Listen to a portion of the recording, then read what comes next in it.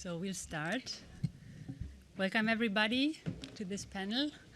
My name is Sarah Ganter. I work for Friedrich Ebert Foundation and I'm responsible for the work on global digital economy.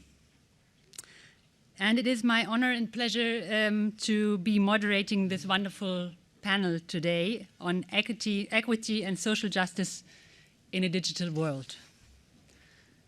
The panel was organized by the JustNet Coalition and includes the launch of the brand new Digital Justice Manifesto, which is here on the table.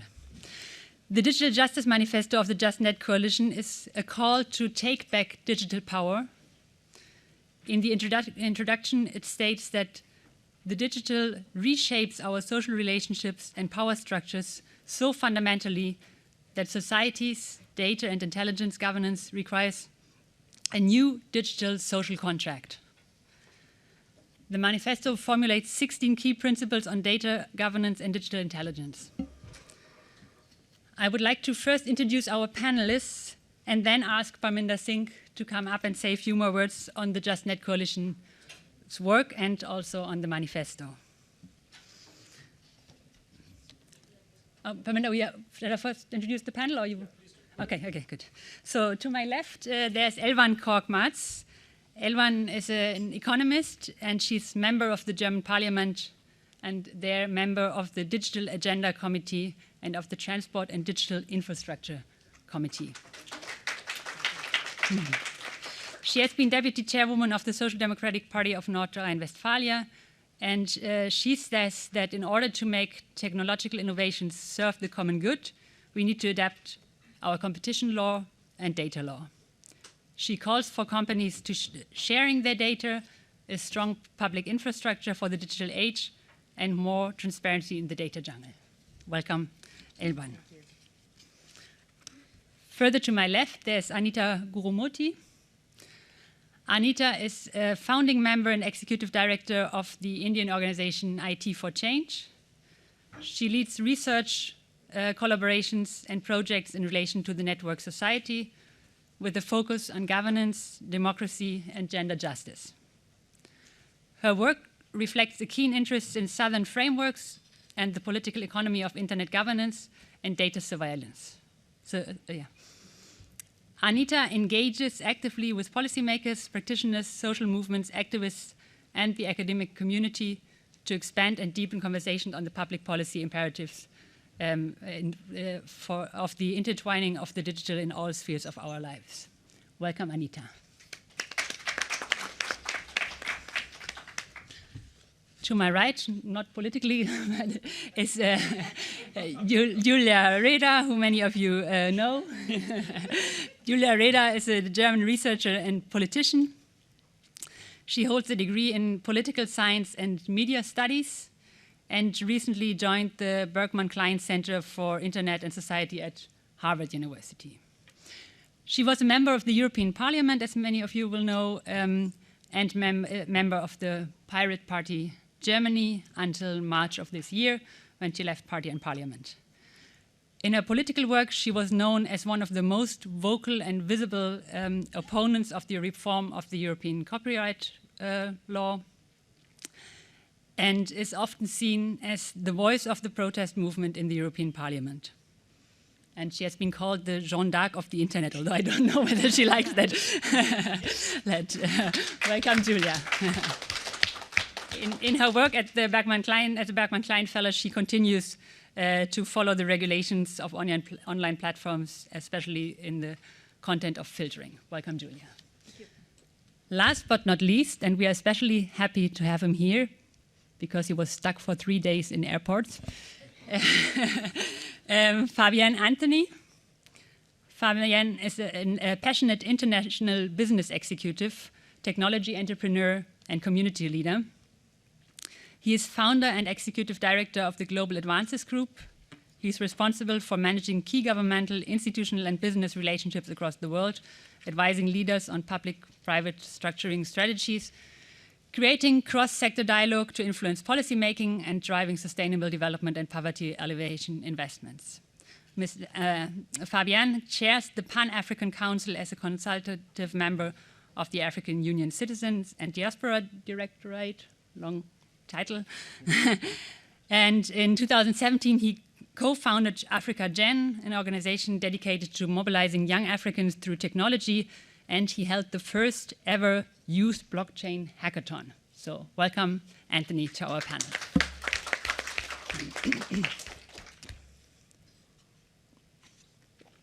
I would now like to ask Parminder Singh, also Executive Director of IT for Change from India, to come up and briefly tell us a little bit more about this manifesto and of the work of the JustNet Coalition. Welcome, Parminder. Thank you, Sarah. Thanks so much, and welcome all of you. It's quite a full room, and we're glad to see so many people here. We welcome you on the behalf of JustNet Coalition. I'll just tell you very briefly about the coalition. It is a global network of organizations which came together in 2014, 5 years back, to form this coalition for a just and equitable net or internet. The idea was that while there is a lot of work and very commendable work going on, political and civil rights around the internet, there isn't enough going on about social and economic rights. And as internet becomes part of everything, every economic, social, cultural sphere, economic and social rights are as important. And this coalition specifically focused on these rights while also working on political and civil rights. We have been quite active bringing social justice and equity perspectives globally to internet debates. Earlier this year, we had a workshop in Bangkok in March 2019 on equity and social justice in a digital world. And it was a workshop was an intersectoral and inter-movements dialogue for a digital justice agenda, where we deliberately invited peoples from different movements, health, education, livelihood, agriculture, media reform, democracy movements, to come together and tell what is it that they would like to see the internet and other paraphernalia of internet, like data, software, etc., to be, and what kind of contributions they would like to give to what would be an ideal situation in terms of technostructures of internet and data. And from that workshop, we started a process. The workshop's report is available on the website, which was a very detailed document. We discussed issues about economic rights to data, about owning our own software, and so on. And following from that report, we started a process, and that was a decision taken at that meeting to form a subgroup to develop a draft for a digital justice agenda and a digital justice manifesto, actually.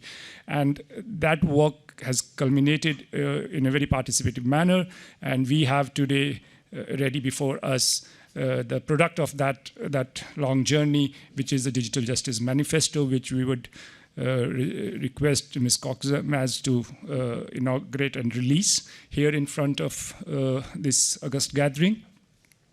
And we wish to take this dialogue forward. This manifesto is a declaration of principles as this group felt were the ideal principles for a new techno-governance of the society, but equally we want your comments on it, and we can go through reiterations of this document and evolve it, taking your comments. So I would now request Ms. Coxmaz to release the Digital Justice Manifesto and hand over the first copy to a member of the audience. Ms. Coxmaz. Thank you very much.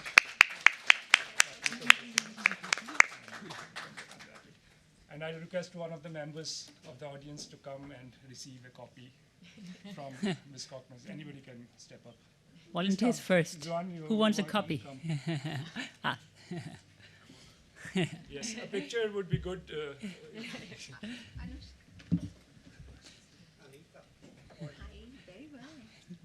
So this is the first copy. Take a picture. Take a picture, please. And another member can come. There's a second copy also gift wrapped, and I'll give it to ma'am. This is a copy for you. Okay. Thank you so much. And hearing your views when Sarah was describing, we really think it's almost the same things which I've got written in this manifesto, as you will see. Thank you so much.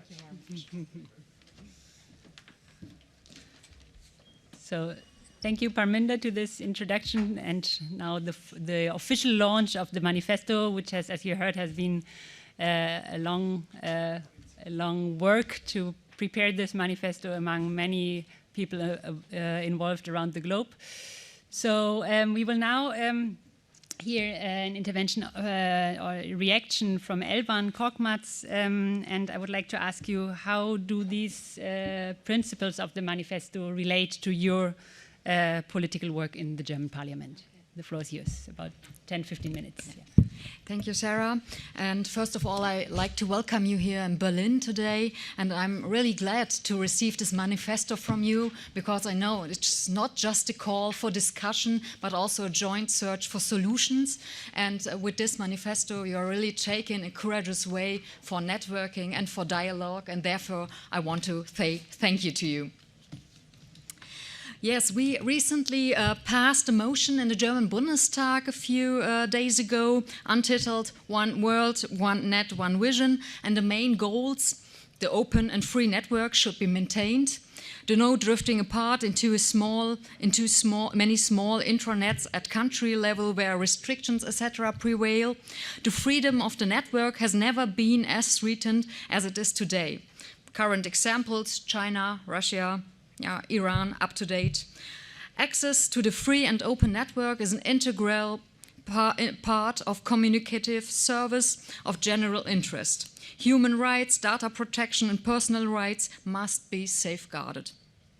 We need secure and trustworthy infrastructures. We need digital sovereignty, but not isolation, digital multilateralism. We need encryption. Germany has invited all parliaments to be here today, and on the last day, results of the IGF will be officially handed over to the Bundestag, which will pass them to the host country, IGF 2020, Poland. And I'm really grateful that we have the possibility to exchange and to come together to these topics. Yes, technology. Technology isn't bad. As a member of the Social Democrats, the technological progress is part of our history. Our principle is to force technological progress to become also a social progress. Automated infrastructures can be a part of a smart world, but a real smart world uses technology for including and empowering more and more people. The smart world of our century is based on data. No one can possess this data. It is possible to reproduce data at will, and at the same time, unlike with an analog document, it is not possible to identify which data is the original. It must therefore be regulated who may do what with the personal data. With the General Data Protection Regulation, we in the European Union have laid a cornerstone for the protection of personal rights in the digital world.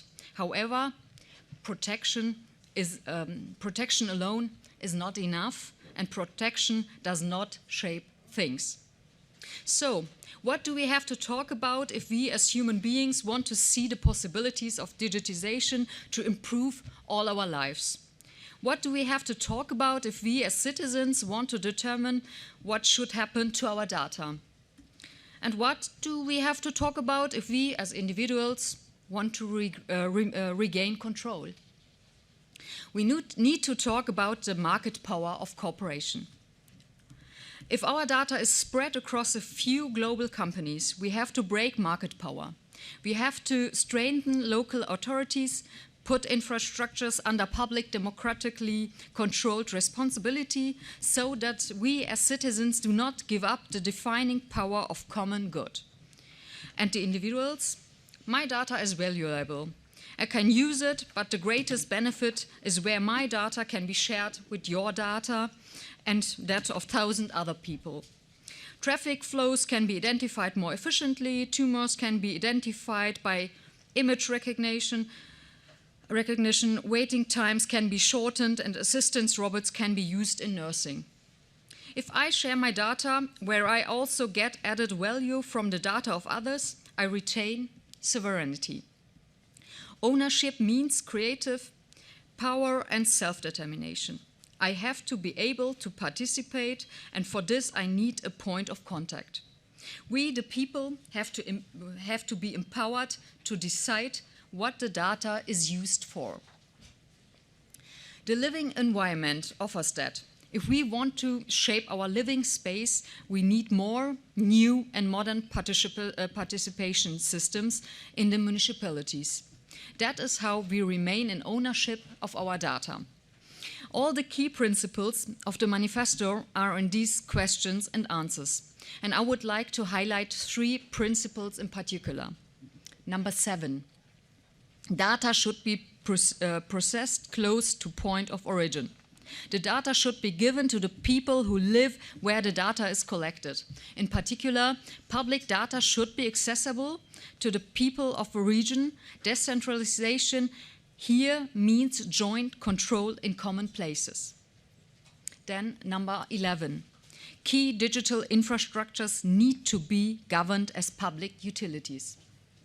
Digital infrastructures are now part of services of general interest. Services of general interest should be publicly administrated.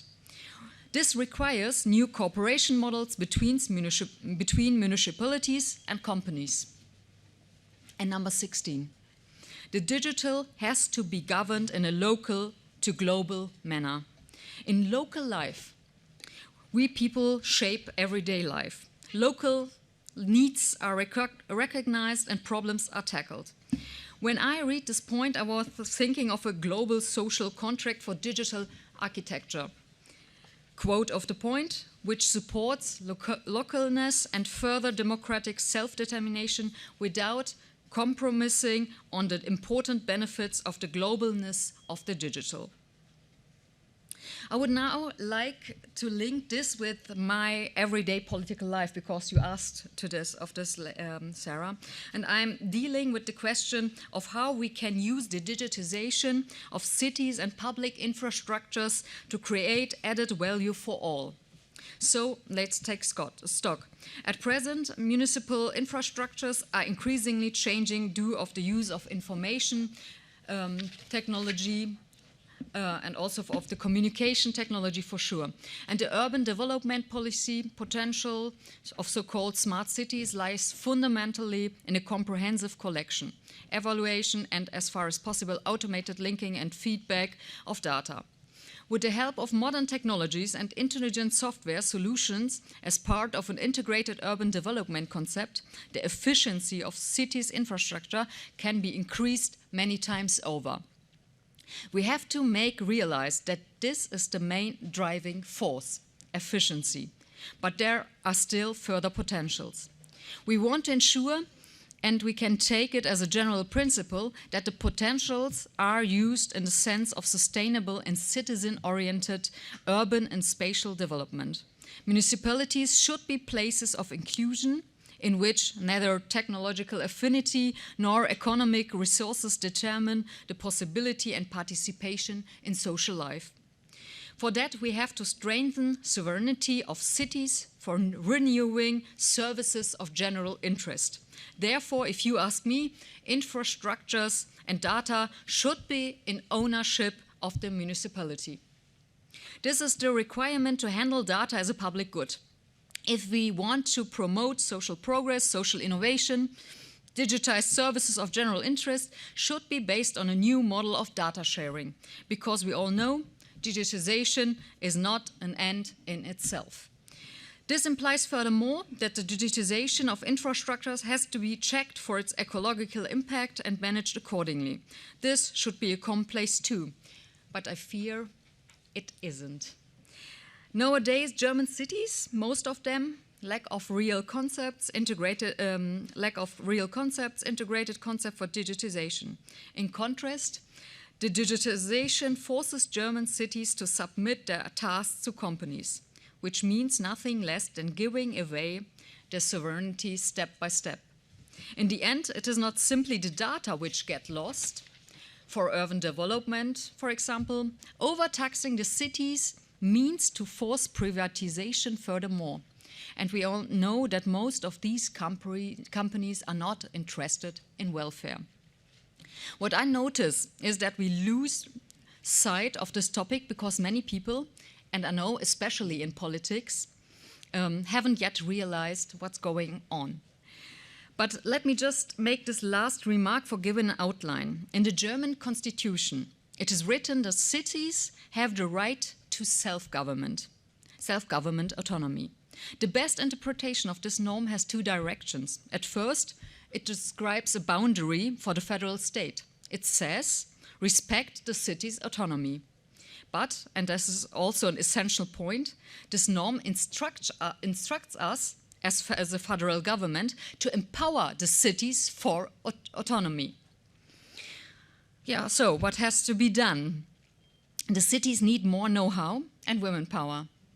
And I myself, before I became a membership of the German Parliament, I worked in urban development at the city of Bielefeld. So I know what I'm telling here.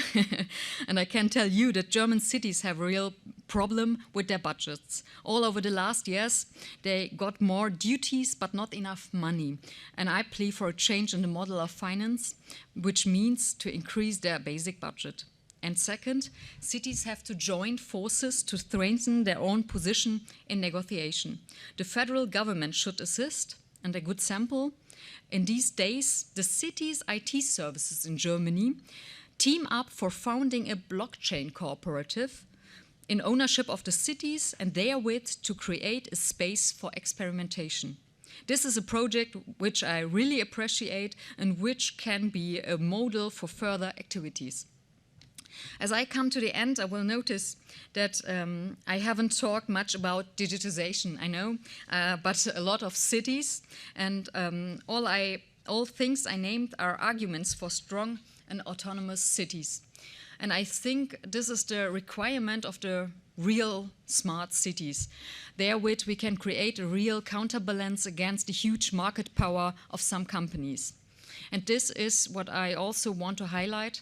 Autonomy is the basic requirement for an inclusive and transparent smart city. In my view, cities should activate their people by using the possibilities of digitization, for example, by establishing participation processes. To collect data is one possibility of technological progress, but the data will never replace the public reflection and the exchange of arguments. And of course, technological progress can be used to support citizens' participation. And I'm totally convinced that supporting local participation is also the best education instrument for democracy. So, a real smart city empowers the people, and therefore we have to empower the cities. I've talked a lot about cities now, but cities, I also mean rural regions and municipalities. This is transferable to groups of people who organize themselves decentrally and publicly. This is the prerequisite for a local to global world. That is why I see the key to global progress in the cities. For this, we also need global principles that give us a common path. And the Social Democratic Party, of course, has strong principles. We also have been the advocate of the people. We are the party which takes the digital age very seriously. And of course, we have to translate our principles. But in my view, we are still we have really a stable ground for doing politics even in the 21st century. And here at the IGF, a United Nations event, we should also discuss how SDGs can be achieved through digital solutions and how digitalization can be designed to meet the objectives. Because the SDGs define what good policy is.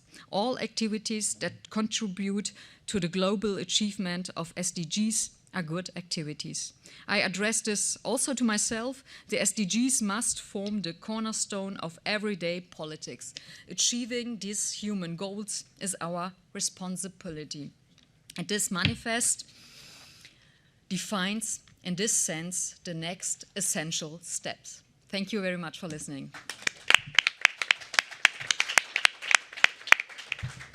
Thank you very much, Elvan, for these interesting insights in the German debate and also in the debate in German Parliament.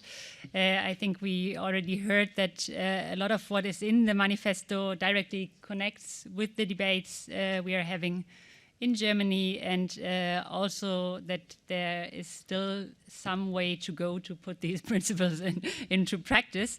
I would now like to start with the discussion among the panelists. I will try to be a strict moderator in terms of time, although we have quite some time, but then to have a chance also to engage in discussion with the audience. I would like to start with a question to Anita. Elvan mentioned in her presentation data as a public good. And in the manifesto, it says in Principle 4, and I would like to elaborate a little bit more on this, it says that data commons need appropriate governance frameworks. So my question to you is, because you were also part of the JustNet coalition who developed the manifesto, why do you consider data as a commons? What is a data commons? We know commons from natural resources and so on. And what could such governance frameworks look like? Yeah, thank you very much. It's indeed an honor to be here with everybody, and we look forward to a very engaging and interactive session. What I'd like to do is take a couple of minutes to think through, what the idea of the commons looks like in relation to data, for which I'd like to define what the meaning of data has come to be.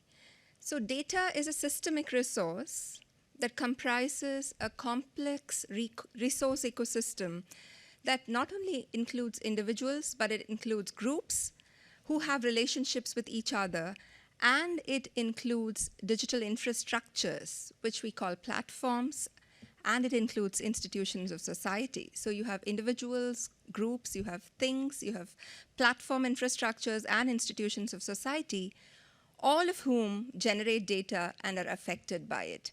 So you're actually talking about something that's a new resource from which, as we have seen, a new factor of production has emerged, and that is the intelligence that relational data allows us to produce. And that intelligence is actually driving the economic reorganization of society in the 21st century. Unfortunately, and as has been pointed out, what we are seeing is a kind of a dystopia that David Harvey has talked about in terms of the geopolitics. We are seeing an accumulation by dispossession, and this time it's not just the forests and the lands of people that people are having to completely lose their sovereign control over, but what we are seeing is a planetary scale data dispossession. Platforms are monopolizing the intelligence, and this kind of accumulation of data and accumulation of intelligence leads to a certain self-propelling form of advanced capitalism, which has, in effect, rendered data as a club good, which it is not to be. The benefits of aggregate data need to be distributed for social value and for public value so that not just individuals, but also collectives can benefit. And an example of the collective that was already given is at the level of the city. One can actually imagine many such collectives. And here I would like to actually clarify that two other frameworks will simply not work. One is the private property regime, where data, is seen as something that is alienable from the individual. That's not going to work, simply because there are power asymmetries in society, and there is an immense loss of informational self-determination when you actually ask somebody through a consent, I agree, framework, which is quite absurd, to sign off her rights in terms of data use for commodification. The second is mandating that data be put back into public pools, as has been already pointed out, only helps the powers that be who have default ownership over data to exploit public data resources. We have seen that not just in relation to data as we understand it now, but also in the past 30 years, even in relation to traditional knowledge resources, genomics, to various resources where the corporate sector has simply taken away and palmed off traditional knowledge. Which is why the commons framework, or the common pool resource framework, seems to be a very, very useful way to govern data. And here I'd like to just take a minute to talk about why the idea of the community or the group or the collective becomes very important. Systemic data, because we've pointed out that data itself is a shared and systemic resource, comes from people and groups and collectives, and therefore it belongs to them in the first place. And therefore, such a community has to be considered as a collective owner of such community data. And we have to understand, without really coming with a baggage around ownership or baggage around belongingness, that such ownership and belongingness are about primary economic rights to data. Just like individuals and collectives and groups have civil and political rights to data, they have primary economic rights to data, which, of course, the benefits of which have to accrue to them. Now, one thing I have to point out is the absence of institutional frameworks for deciding data ownership and control have led, as we have seen in the past 5 to 10 years, to a Wild West. There is absolutely no rule on who can collect, access, use, and what is to be collected, what is not to be collected, towards what ends, what are the purpose limitations, etc. And the benefits of data have, just 10 seconds. And the benefits of data have been completely pocketed by corporations.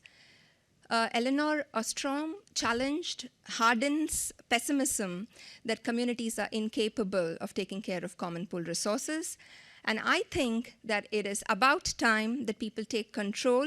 Elinor Ostrom said that throughout civilization, from Nepal to Switzerland to Indonesia, people have taken care of their pastures, people have taken care of their irrigation systems, people have taken care of their forests.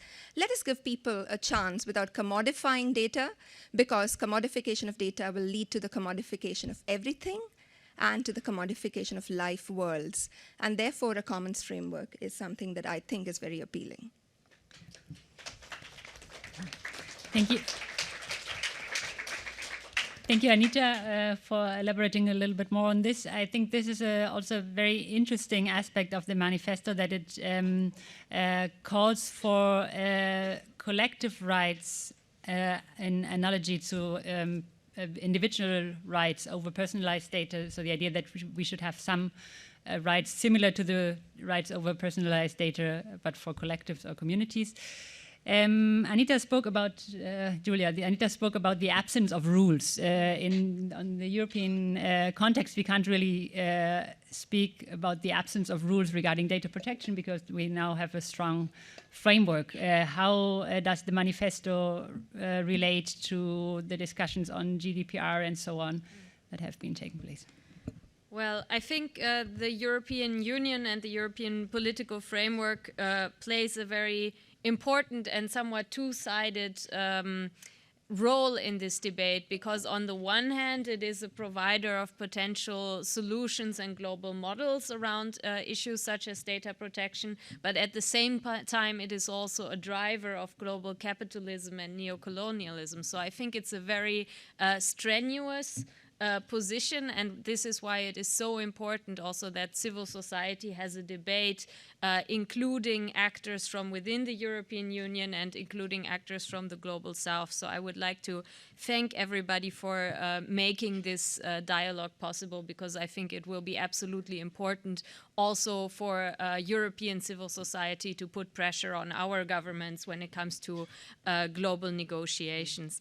I think the general data protection has the potential to address a lot of the points in this manifesto, but whether or not it will do so in practice will depend very much on some of the court challenges and complaints that are currently still ongoing. Because when we are talking about data as a public resource, we have to acknowledge the dual nature of data governance, where on the one hand, because data is not something that is exclusive to one person, we are dealing with two different problems. One is the data protection problem, where I have access to data or I have generated data that I do not want somebody else to use. The other is the monopolization problem that we have heard about, which is where one company or a state actor is accumulating a lot of data and not giving access to it to others. So I think sometimes there may need to be two different types of regulation to address these two issues. The general data protection regulation is much more about the former. It's about allowing individuals to control who can process the data that they have. I think there are some elements that could be used towards this collective data governance, which is the principle of purpose limitation, which is the idea that if I give access to my personal data, I can say the people in this room are allowed to use it, but Google is not allowed to use it. This is an instrument that is available in the General Data Protection Regulation, but how it can be enforced is still very much open to question. There is also a instrument to limit the very dangerous commodification of data that we have heard about, this idea that you get a service for free and you are paying with your data, which eventually just leads to individuals being deprived of their fundamental rights. There, the General Data Protection Regulation introduces the concept of decoupling, which means that, yes, I can voluntarily give my data to a company, but the company cannot make the provision of this data a precondition for providing a service. This is the crucial point of the complaint by Max Schrems that is currently going on against the business model of Facebook, where they are basically saying either you provide us your data and allow us to use it for targeted advertisement, or you simply cannot use the service. I believe this is not in line with the General Data Protection Regulation. The other side of the discussion is how can we get companies like Facebook or also like Uber to share the data that they have accumulated that would be important for the provision of public services, for example, in the area of transport. And I think that is an area where the legislator does need to step in.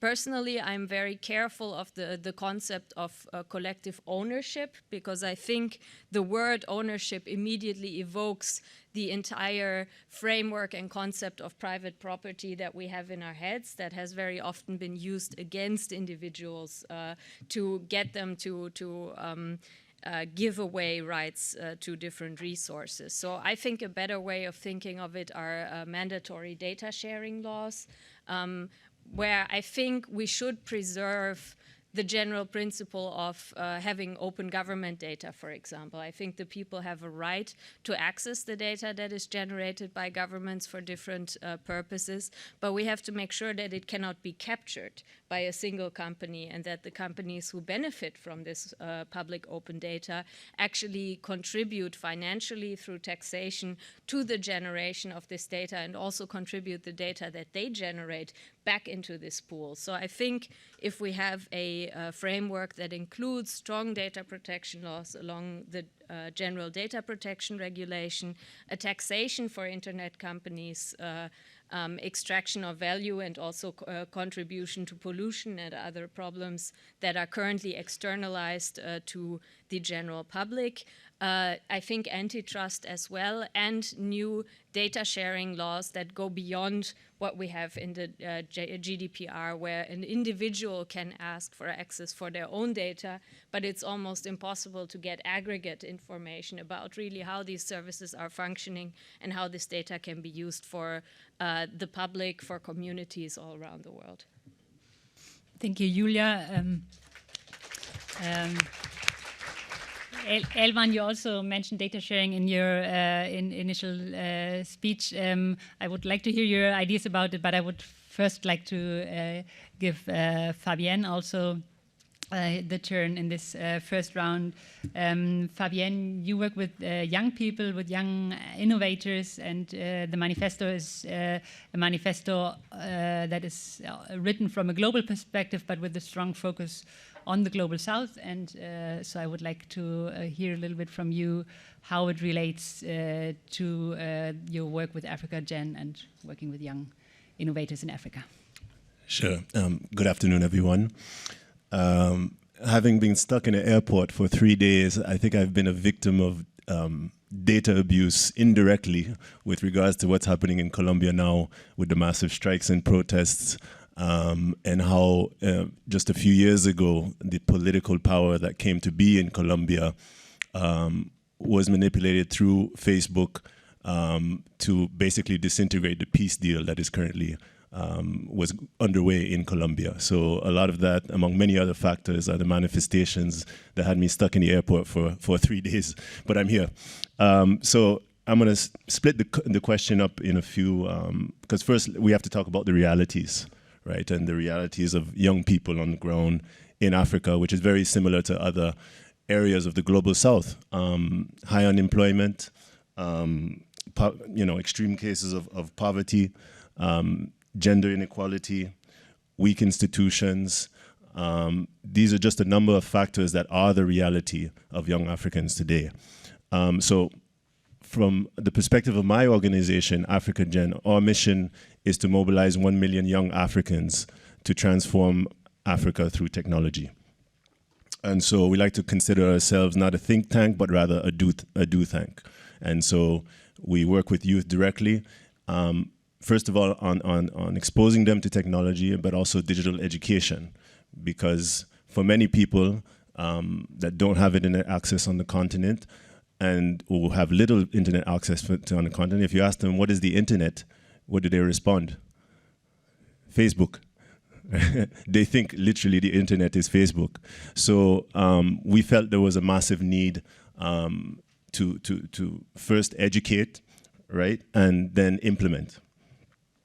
With regards to the manifesto, our work has been primarily on advocacy as well, with civil society and policymakers, specifically around Africa. Currently, there are 650 innovation hubs where young people are working on their different projects. And so that relates to a lot of these key principles, namely some that come to mind here is number 10. We should own our software and be able to control it. So that's a value we push forward. Number 3, we need the tools to control our data. And data, number 1, data subjects must own their data individually and collectively. So specifically, we've created an Africa Digital Economy Group that specifically advises the Africa Continental Free Trade Agreement that was pushed forward by Paul Kagame, president of Rwanda, over the last couple of years, and which has been ratified now. And it also works with the African Union Agenda 2063, which is a document that expresses the aspirations of Africans in terms of their basic needs and development. It also plays into the Nairobi Manifest on Digital Economy and Inclusive Development for Africa, and also Smart Africa's African Single Digital Economy. Currently, we're working as well on an Africa Digital Index, where, as we've seen across the African continent, there's a lot of information missing with regards to the digitalization of each individual countries. And so we've started a pilot index with 5 countries to measure them on different metrics that also include many of the key principles here of the manifesto. And so that hits specifically point number 4, data commons need appropriate governance frameworks. And number 5, with regards to data protection, sharing and use that require new institutions.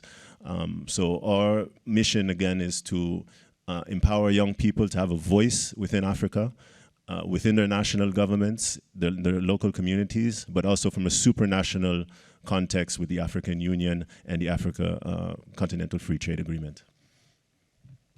Thank you very much, Fabienne. So you're already putting these principles into practice. I heard. Yeah, you're among the panelists. You're of course also invited to spontaneously react to each other's intervention. Data sharing was mentioned by the 2 of you. I would like to go a little bit deeper into this because as data is often called the new gold or the new oil, then of course immediately the question emerges, why should companies that base their business model on data share this new oil? So you said mandatory data sharing, so I wanted to ask also Elvan and you to yeah.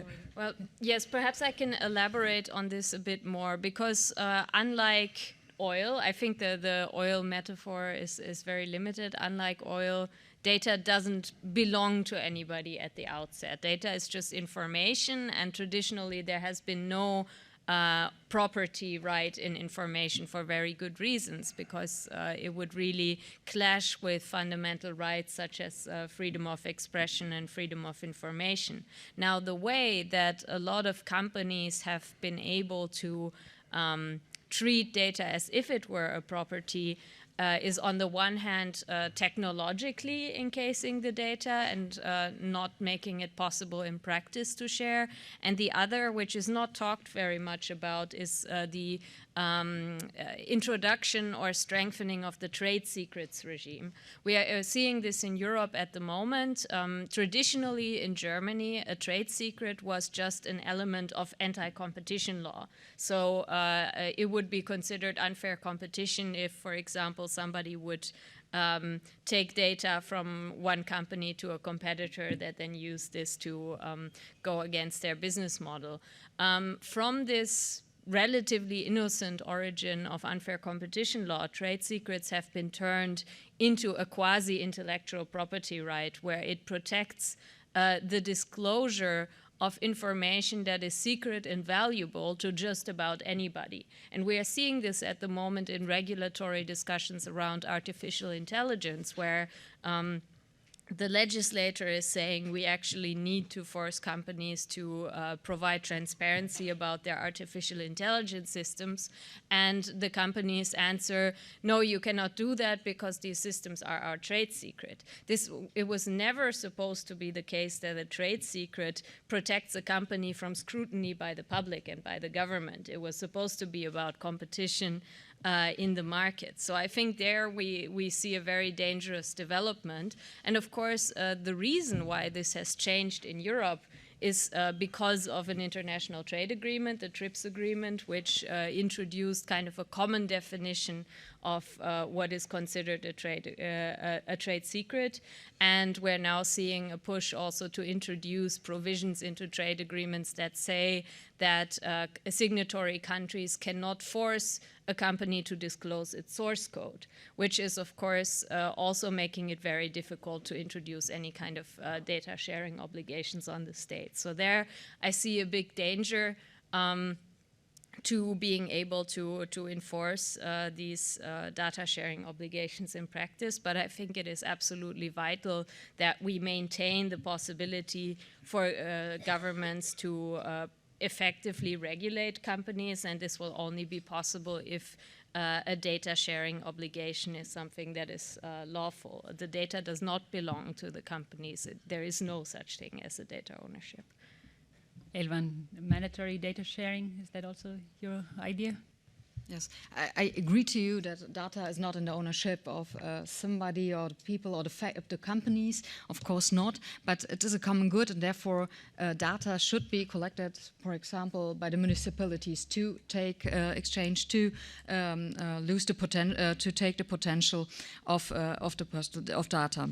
If we talk about data, I think we have to make a differentiation of the type of data. Personal data is the part of the freedom of action and the human dignity, and therefore they are protected by fundamental rights.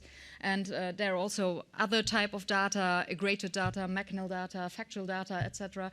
This is a different point of view. And I think we have to prevent exclusive data ownership rights, as you said it, and data monopolies and also data silos. We have to prevent them. And we have also have to regulate the data, especially in the economy. And if we have a view on the European Union, we have to do it, we have to find supranational solutions, and the European Parliament and the European Union must become an important power for the regulation of the data economy. And we talk much about data sharing obligations, and I'm convinced that we do have to do this in data-driven markets. And we want a data sharing obligation for dominant companies in data-driven markets because this is where the danger of monopoly formation is the greatest, as you said, and we have to do this at politics. Yeah. Thank you, Elvan. The others are, of course, also invited to comment on data sharing, but I have another question on data flows, so I don't know whether you want to come in first. Then. I do understand that there is a very strong case to be made, especially when hard-fought rights have been crystallized into law around personal data protection, to use existing legislative instruments to further our rights. But I think in the context of geopolitics, there is already a default property rights regime for data. Now, as you know, remembering Ostrom again, what she said was the tragedy of the commons, which was Hardin's theory, missed a very, very important point, which was the G-spot, the whole G-spot around governance. The idea that we assume that the commons will exist out there and there will be these rules to govern the commons, which are just assumed without an institutional framework, leads to pollution, leads to abuse. So if we were to work backwards and think about the fact that there are pieces of data, there's big data sets, and there is systemic data collection through IoT devices, etc., in the world, which does not necessarily cohere in one individual who of course, who has data that is inalienable.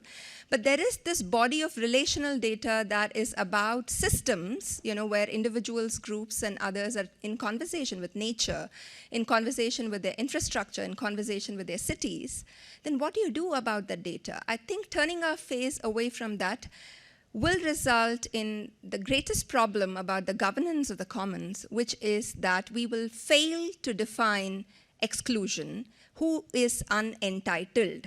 And that was Ostrom's very, very key principle, that we have to, through our institutional mechanisms, stand up and define who is not entitled to exploit these resources. If you do not put that boundary, the meaning of sovereignty is never realized. It might be true that it is realized in certain countries where, you know, Fabian spoke about weak institutions in the global south. Which is precisely why, through our trade agreements, we are getting bullied, right? We're getting, African Union is getting bullied through, I mean, that brings me to the data flows question. But I mean, which is the reason why we're not able to define sovereignty. And in no protocols in the world has the sovereignty of people able to be supported and buffered without institutional mechanisms. And that is why we need to understand that there is a concept of collective ownership. But as you already touched upon sovereignty and these issues, in the manifesto it says in Principle 8 that cross-border data flows must be decided nationally. I wanted to ask you, Anita, doesn't that sound like the end of the free internet? Doesn't that sound a little bit like governments in the role of big brothers watching our data traveling? Yeah, so this time my answer is really short. So, well, I think if we believe we live in the free internet, then I think welcome to the illusion. There is absolutely no open and free flow of information. And in any case, I think the whole, the Internet Governance Forum has been the primary site where we've been discussing internet governance issues. And we do know that there has been a long-fought battle around the ICANN and, of course, the control that the internet is in the hands of that one country. Since then, of course, with the platformization of the internet, we have seen with the ratings and the rankings and the new debates on political ads, what's really become of free information. That apart, coming to the idea that localization is a bad word and, the idea that localization means protectionism and developing countries shouldn't be allowed to do that, let me just give you 3 facts. This is about US law. In 2016, the US Tax Information Security Guidelines stated that federal agencies must restrict the location of information systems that receive, process, store, or transmit tax information to areas within the United States territories, embassies, or military installations. So that's one localization for you. The second, in 2015, the US Department of Defense issued revised rules that require all cloud computing service providers that work for the department to store data domestically. Second. Third, domestic data storage requirements is sometimes a requirement for other federal public procurement contracts, but are not an explicit government-wide policy. Similarly, Some state and local governments impose these requirements in contracts. The city of Los Angeles, for example, requires Google store its data within the continental United States as a condition of its contract with the city. So I think that part of this is a discursive kind of mythology that is perpetuated in the world, that localization is bad, because through all the free trade agreements, what is sought to be done is to poach on the data, on the sovereignty of people's data in the developing world. So in respect of the big brother getting bigger, I think we do not advocate for data regimes without guarantees for privacy. I think personal data protection regimes are absolutely essential, and where we have to fight these big fights, we really have to fight them. But that's not a case to be made against localization. Thanks. Thank you, Anita. Julia already raised her hand, and I also want to hear Fabian's and Elvan's ideas on data sovereignty and data location that we spoke about. But who wants to start? Yeah. Okay. Sure.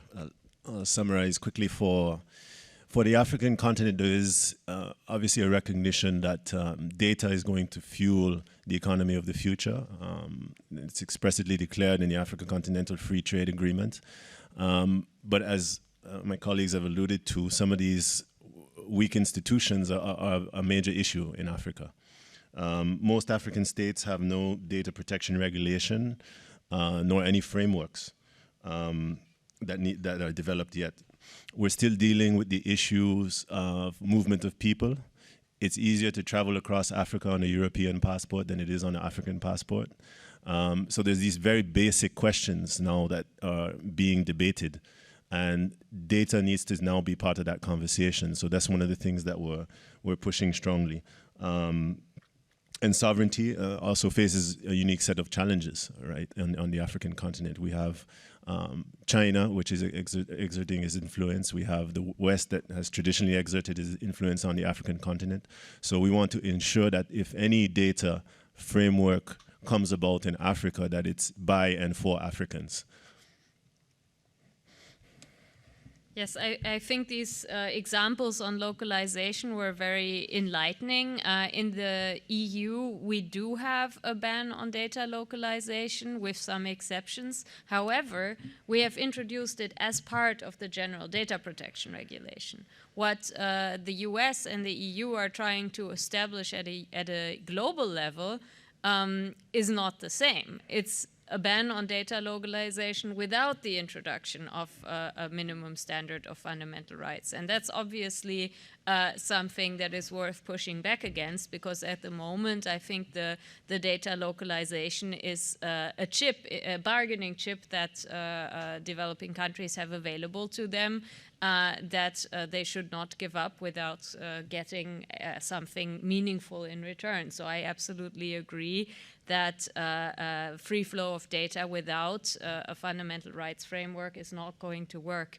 I'm not convinced on the collective ownership. I mean, I don't know if we want to discuss this in detail, just to point out that it is a real threat for civil liberties, because what happens if the collective does not agree about whether the data should be shared or not? What if, for example, inside a municipality, you have issues around corruption, where in the transport system, perhaps some members of the community want to make information that is part of this pooled resource more widely available because it exposes problems in how the common resource is governed, and the rest of the community does not agree. Is the individual then able to do it? Well, in that case, it's not really a collective ownership.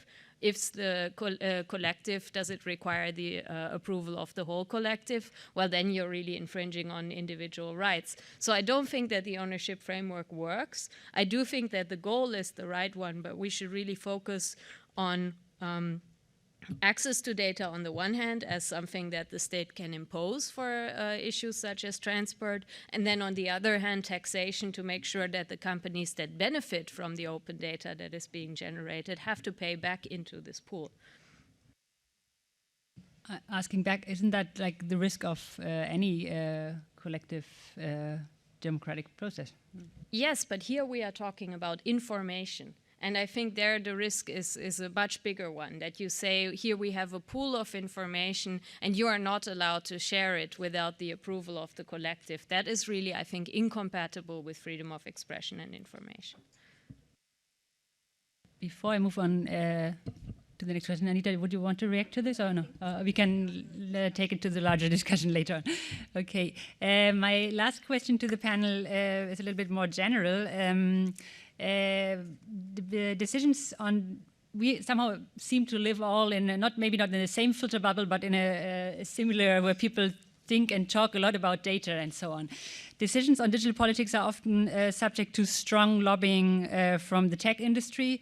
On the other side, the awareness among the public of digital issues is very low, and the complexity makes it very difficult to mobilize civil society to counterbalance these lobbying efforts. I would like to ask the whole panel how we, although we already heard, for example, from Fabienne, how he did this, but how do we bring these principles or similar principles as the manifesto into politics? How do we ensure that this is not like a silo discussion that actually in the end stays with those who are interested in digital politics and doesn't really penetrate like other areas like trade politics and so on. So with this, I wanted to start with Julia because she actually showed the opposite in European Parliament, that a considered boring topic can mobilize a lot of people. So maybe you can give some insights, and then I would like the others to give their experiences. Yes, a few points. I think first of all, it's important to be able to frame these topics in ways that are really directly meaningful to people. So we have had the biggest advances towards fundamental rights in the last couple of years when there was a big scandal, like there was Edward Snowden with revelations about the surveillance state that really contributed to adopting the GDPR. There was Antoine Deltour, who made tax evasion practices public that helped towards adopting not just stricter taxation legislation in the EU, but also whistleblower protection law. I think on copyright we have kind of a mixed result, where in the end a very unpopular directive was adopted despite the protests of hundreds of thousands of people in Europe. But I think the fact that we were able to mobilize and make this very abstract topic of who decides what you're allowed to say online, whether it's us as a community or private companies and algorithms, that is really something that, at least in the German discussion, I think has taken hold and will play a very important role when we are talking about the implementation of this legislation. So we have to bring these topics into the media. For example, the international trade negotiations around digital issues and also around copyright issues receive almost no public forum. I think a lot of Europeans would be shocked if they hear what the European Commission is advocating for on their behalf in international trade fora. So I think that's really something that we have to work on. I think another issue is also that, of course, there are different business interests, and sometimes they're not all pulling in the same direction. So there is also a chance in civil society there that it's not always the case that the entire business world is lobbying for exactly the same thing, and so you can have somewhat of a divide and conquer strategy in some cases. Thank you, Julia. Somebody else from the panel wants to comment on this? Anita? I completely agree that it's useful to ride on waves when public consciousness is caught with these larger narratives. But I do think that it's only a matter of time before something as abstract as big data, artificial intelligence, etc., becomes very manifest in everyday struggles. And those moments have already begun to occur around the world. If you actually look at worker protests in context of, Uber and the way in which workers have stood up. Many times in my own city of Bangalore, where people have joined protests at the cost that on this very same day the platform removed them from employment. In spite of that, people have gone and joined these protests. I think the for the Global South, an important point of convergence, and also in terms of their own capturing their imagination, is the global transnational movements against TNCs, transnational corporations, their impunity, lack of accountability. And in this regard, one of the reasons why the Regional Comprehensive Economic Program, India dropped out of that, was also because traders in the country were sick and tired of e-commerce companies like Amazon coming in and taking a big share. So the data story is beginning to unravel itself in different ways, and those are embedded, I think, in the lived experiences of workers and economic communities. Thank you. Anthony, you also wanted to comment? Yeah, I'll just chime in again from an African perspective. Knowing very well that the African continent is not uniform, we're talking about 55 different countries. Our strategy really has been a top-down and a bottom-up approach with regards to creating awareness with regards to data rights. Because we have such a massive youth demographic where basic needs are still very much needed, that's why we've worked with youth that are interested in technology. And so creating that awareness around youth that are actually building the solutions for the future of Africa is easier to access than the general public. Because so many people are dealing with their basic needs, what comes to mind to digital is so far-fetched when you're trying to, first of all, even the movement of people. For example, the Africa Continental Free Trade Agreement, and this is more a top-down solution, talks about the free movements of goods and services, but again, we still have the issue of the free movement of people, right? And so we try to embed the data conversation into those conversations that are already existing around issues around that. Thank you. Elvan? Okay, then the German perspective. I know when we talk about digitalization, etc., we often think that we are in a bubble and these are special topics which are not discussed by the people. But when I leave Berlin to get home to Gütersloh, then the reality is different, because I recognize that these topics get more and more important, and when I talk to them, they want to know more about it, and they want to talk with me how they can protect their personal data. And it's getting more and more important for them. And that shows that politics have to empower his people to have the know-how, what they can do, they want to know what it means to give my data to the companies, and they want to be empowered to decide what happens with my data when I'm given it to the company. And therefore I think it's not a special discussion here in a bubble, and the reality is just, yes, it's just in the cities by the people, and they're talking about it too. So there's more awareness than we think. I would now like to invite the audience for brief interventions linking to the discussion on the panel.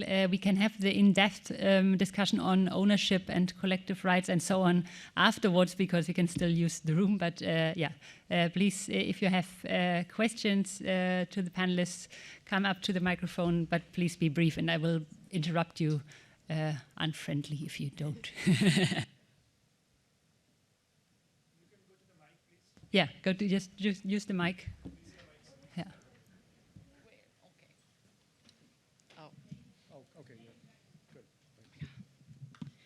Hello. And please introduce yourself. Okay, I'm Deborah. I'm coming from Italy, and I'm here actually with the delegation of the Youth Department of the Council of Europe. I'm a trainer in human rights education, and I'm an activist against hate speech and for youth participation. So I was really interested in what is all the manifesto. And I wanted to address something that came up when talking about language, and I much agree that even though sometimes we as people that care about social justice, we have, of course, we share our kind of views and our objectives, sometimes we tend to use some of those language that kind of perpetrate the same oppressions and systems that we try to fight for. So I really much appreciated when there was the mention also this kind of language, that maybe we should try and find different way to define these kind of things. And I really agree that we cannot define data as something that can be owned, because what we are talking about when we talk about data, sometimes we're talking about people identities, and and it's so my question would be to the panel: can we kind of try to define our objectives and our goals, redefining new ways to express also our struggles, going out from also the languages and the words that are kind of connected with these things. So, because I also see what you meant, it's really noble, all the things about community taking ownership, and sometimes ownership also as activists is something that we say, when you own your own story, that has to be out there. But again, maybe it's true that it's time that if we want to change things and we want to be change makers, we also try to find alternatives that goes out from the systems. Thank you. I think we collect a few, and then there was another one here in the front. Yeah, please go up and use the mic, and then there's another one in the back. Yeah, at Steve Zeltzer of LaborNet in San Francisco, at the last IGC conference, President Macron said, the world is now the struggle between Europe, Silicon Valley, and China. That's what they're concerned about. So what are we talking about, in my view? Maybe you can discuss it. An inter-imperialist rivalry between the biggest capitalist corporations of the world and countries over who's going to control the world, who's going to control big data, who's control all these resources from the digital technology. And I don't think you can address that locally. It's an international struggle. You can't fight these multinationals, Facebook and all these global companies individually, or even in one country. It requires a global struggle. And I don't believe that they can be reformed as capitalism cannot be reformed. And I think you need to address that. I don't think there's a better capitalism, there's a better bank system. And I think in the United States and globally, the digitalization of the economy, and it hasn't really been addressed at this IGF, is going to mean massive layoffs, massive destruction of workers throughout the world. And that is a social crisis for the global economy, the global world, again, which is being driven by AI and other technologies to get rid of workers and to make more profit. And I think those are the issues that we talk about, justice. How are we going to have justice in the future world when it's controlled by these monopolies, whose goal is the destruction of capital and using these technologies to become even greater billionaires. Right on, brother. Thank you. Shall we take the third question and then go back to the panel? Yeah, there was another question from the gentleman there. Yeah. No, I was just going to react to the last. Oh, my name. I'm Juan Fernandez from Cuba, from the government. I'm an admirer of JustNet Coalition for many things that you've been doing, especially when you put this manifesto at the beginning. It says that this is the continuation of the Delhi Declaration. That is an exceptional document. I think that everybody should know. You ask at the end, how can we do that this is not only paper, that it can be in some way carried on? I think that you are doing it, but you could have to do more. As Anita said, trying to put down some of the myths that are in the conversation in the world. She mentioned about data localization, but there's many other myths, because you are, as in the Delhi Declaration, you are putting into the discussion other subjects that that the rest of the stakeholders don't mention, like ethics, like the indivisibility and complementary of all human rights, not only the political and civil one, but also the rights to development, the right for economics, and the cultural rights. That's the thing that you have to keep in the conversation. And especially now that everybody's talking about digital cooperation, that is a word that is talking, there was this panel of that. You have to stress what is the meaning of cooperation. I just look in the dictionary. It's work with others towards a common goal. And that is another myth. Who is setting the goal to which internet and the information society has to go. As the gentleman said, only part of the speakers in the world, the powerful, are setting that goal. You have to get into that conversation and put your own goal from a social view, from the view of the people that are being, they have not the have. I just leave it there because his intervention, I think, is central to this. Thank you very much. I saw another question here, but we first take it back to the panel so you can react to questions and comments made. Who wants first?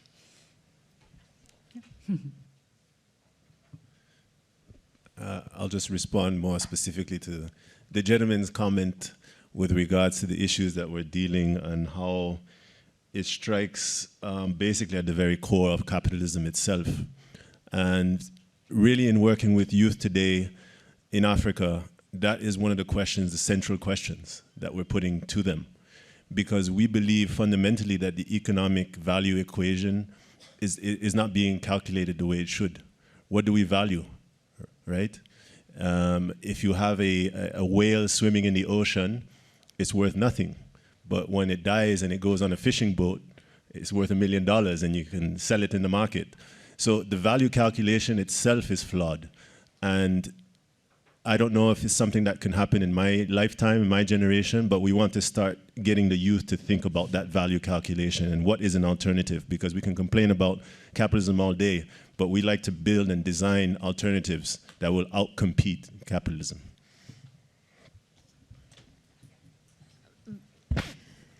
Yeah, very good and challenging questions. I think the one about language is a very important but also very difficult one. I was very struck by an experiment I saw recently by Ramsey Nasser, a programmer who wrote a fully functional programming language in the Arabic language and script.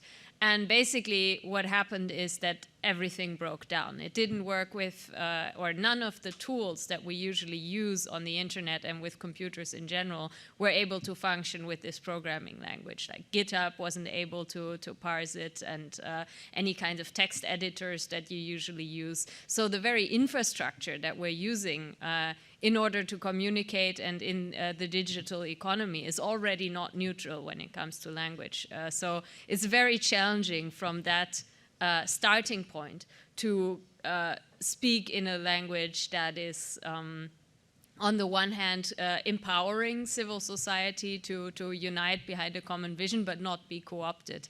I think the question of ownership and property is one making a principled stance about, because that is the framework underlying capitalism. This is the way of thinking that is basically underlying the liberal market economy. And there I think it is very much worth trying to find different ways to think about it, rights-based framework. I'm currently researching in the United States, and I find it very striking that a lot of people who have problems with the concept of data protection because they don't have a fundamental right of data protection and a very limited kind of view of privacy, are talking about data ownership as somehow a way to rein in the power of the platforms. And they're saying, well, this is something that I created and they're taking it, so I should have an ownership right where they have to send me a paycheck every month. And I think this is still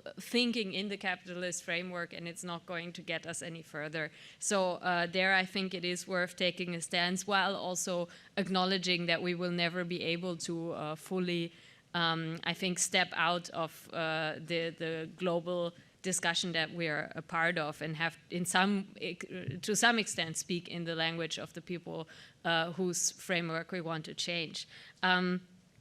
Just a short remark on Mr. Macron. Of course, he is saying that. He is saying, well, it's between China, the US, and Europe, because he wants Europe to still be part of the discussion. I think the reason why he says that is because he fears that it will actually be a discussion just between China and the US, and Europe will not play any role in it. So perhaps I wouldn't take that too seriously and not be discouraged by it. I think in all three of those regions, there are plenty of people who do not agree with the economic policies. I know for sure that is the case in Europe.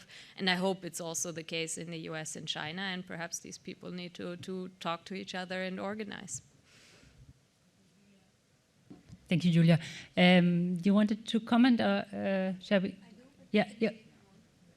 If you want to comment, and then we have two more questions from the audience, and then get back for the final round. Yeah, I think that this is only the beginning of various deliberations that we will have about ownership, but I think it's the most important debate.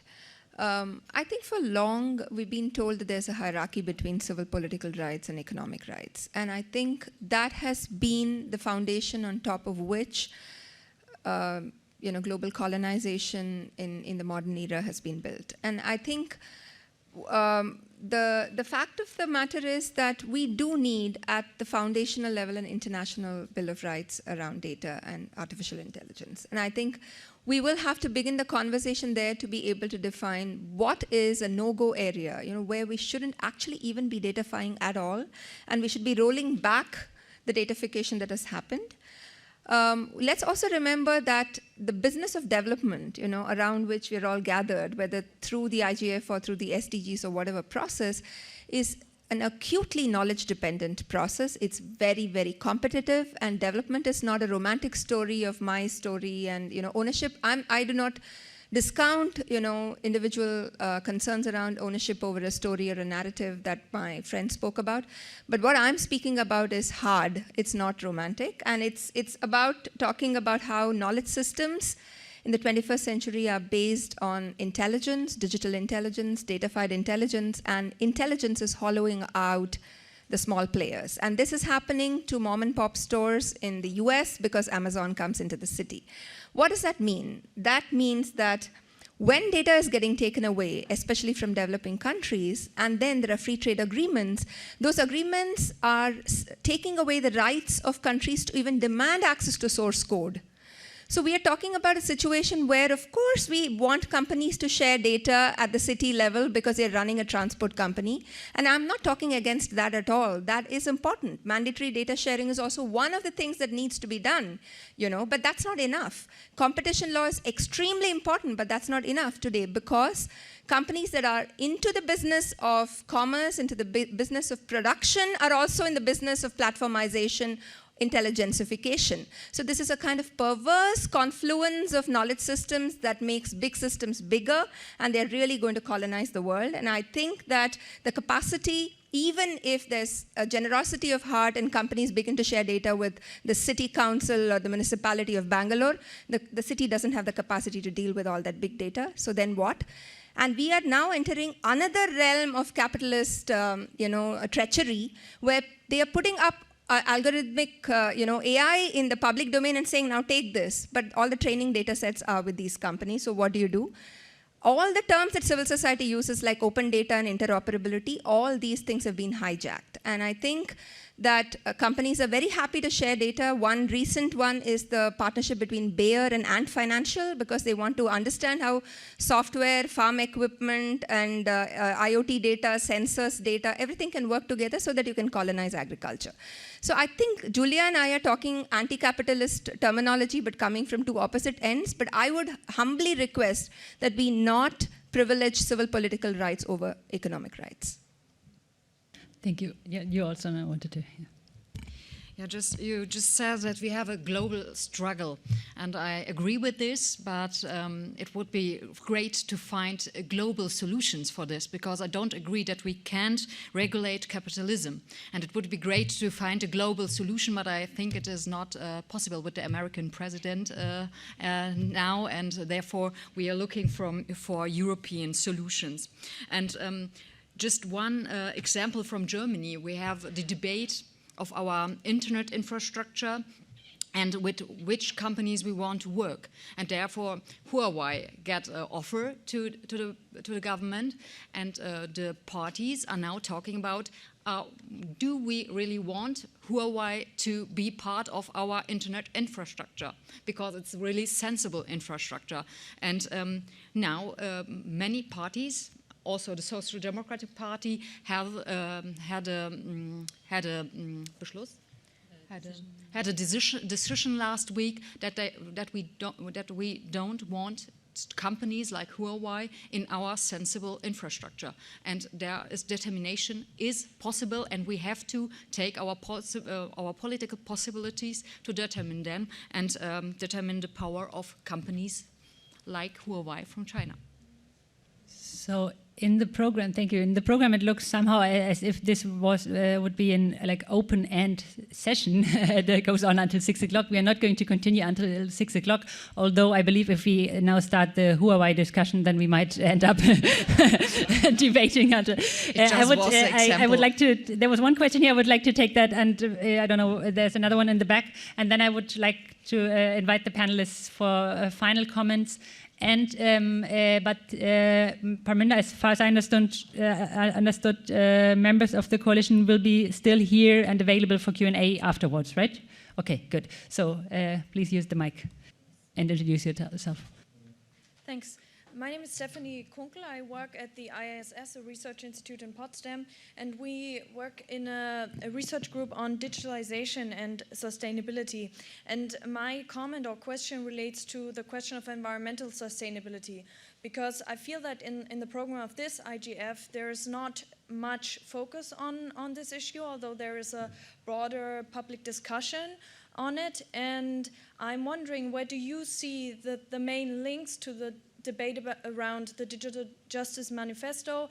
I am referring to the material base of digitalization, the increasing energy use, and also the potential of digitalization to accelerate the capitalist economic structures and many like detrimental economic procedures that we have in our society. Yeah, digitalization to accelerate this process. Thanks.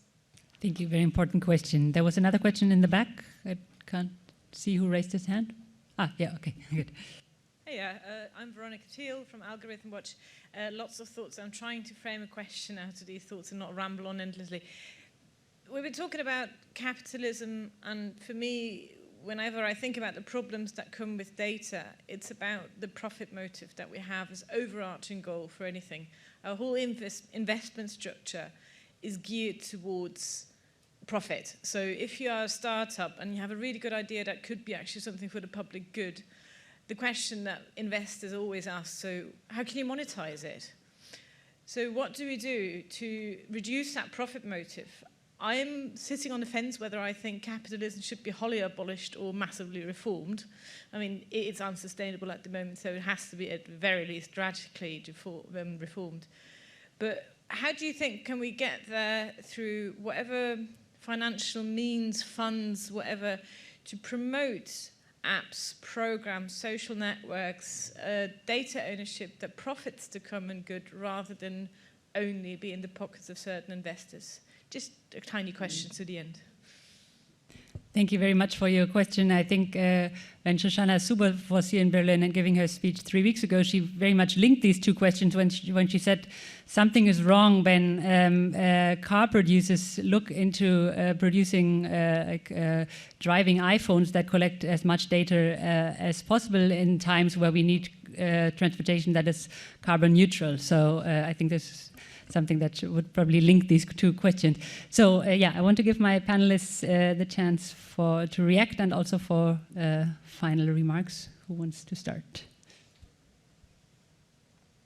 Yeah. Glad to start. Yeah, there's a lot of deeper questions which I believe this forum would probably not give enough time for us to discuss. Again, as the lady mentioned, with regards to the profit motive and the incentives, really it cuts down to the question of what is the goal of development in the first place, right? To what end, to what goal? You know, the wealth inequality that's being generated around the world is generating all sorts of outcomes. And I think that if we're to have a society that is going to be a design-based society based on people-centered and planet-centered needs, we need to look at that question. What is the goal of development? On my view, I believe it's a public health perspective. We want our societies, our communities, our world to be healthy, right? And spiritually, from every single angle, material-wise, our basic needs are met, the planet is in balance, and there's all these sorts of questions. So I think the fundamental question again is, because the profit motive will continually be there, to what ends? Well, the current trajectory that we're on is that climate change will destroy the very basis of our existence on this planet. And my only hope is that this will become apparent quickly enough that even among the richest and most powerful countries and companies and individuals, this will lead to a shift in priorities, and it will be something that we can use in order to apply pressure to generate system change. I think there are encouraging signs towards that with the young generation. It is true that this is a topic that is sorely lacking from the Internet Governance Forum. It's certainly a topic that is becoming extremely important in digital rights communities, and I'm wondering how long it will take to receive the attention that it deserves. I think business models is also sometimes something that is being wielded by companies to oppose any kind of change. So when we were discussing the general data protection regulation, there were a lot of claims from the side of social media companies that this would destroy their very business model.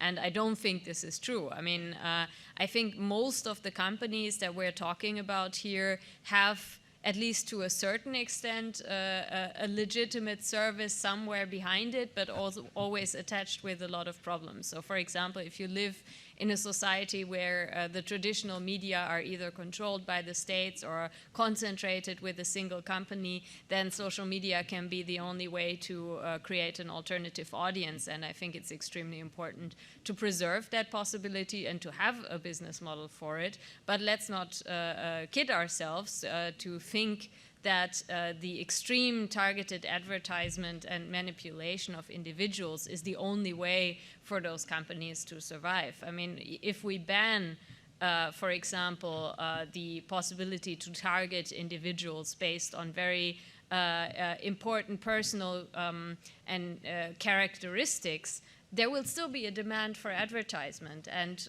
social media platforms will still be in the best position to provide this. So I don't think that we have to be too concerned about that. And similarly with companies like Uber, in some cases they have provided a sort of functioning transport system in a city that is better than the traditional taxi companies, but it is not just exploiting workers, it is also removing incentives from the public sector to build the public transportation using other means than cars that we actually need. So sometimes these companies pop up because the public sector has failed to address a need that was there all along, but they're of course also making it more difficult to address it. Thank you. Elvan. It's really a very important question, and I'm convinced that we have to make a differentiation between profit-oriented companies and companies who are interested in welfare. And therefore, we are working in the German Bundestag on the topic of social entrepreneurship and how we can empower startups who are really interested in doing good things in welfare for the people. And we are working on benefit programs, etc. And I look hopefully for the future that we will handle this in a good way in Germany. Thank you. Anita.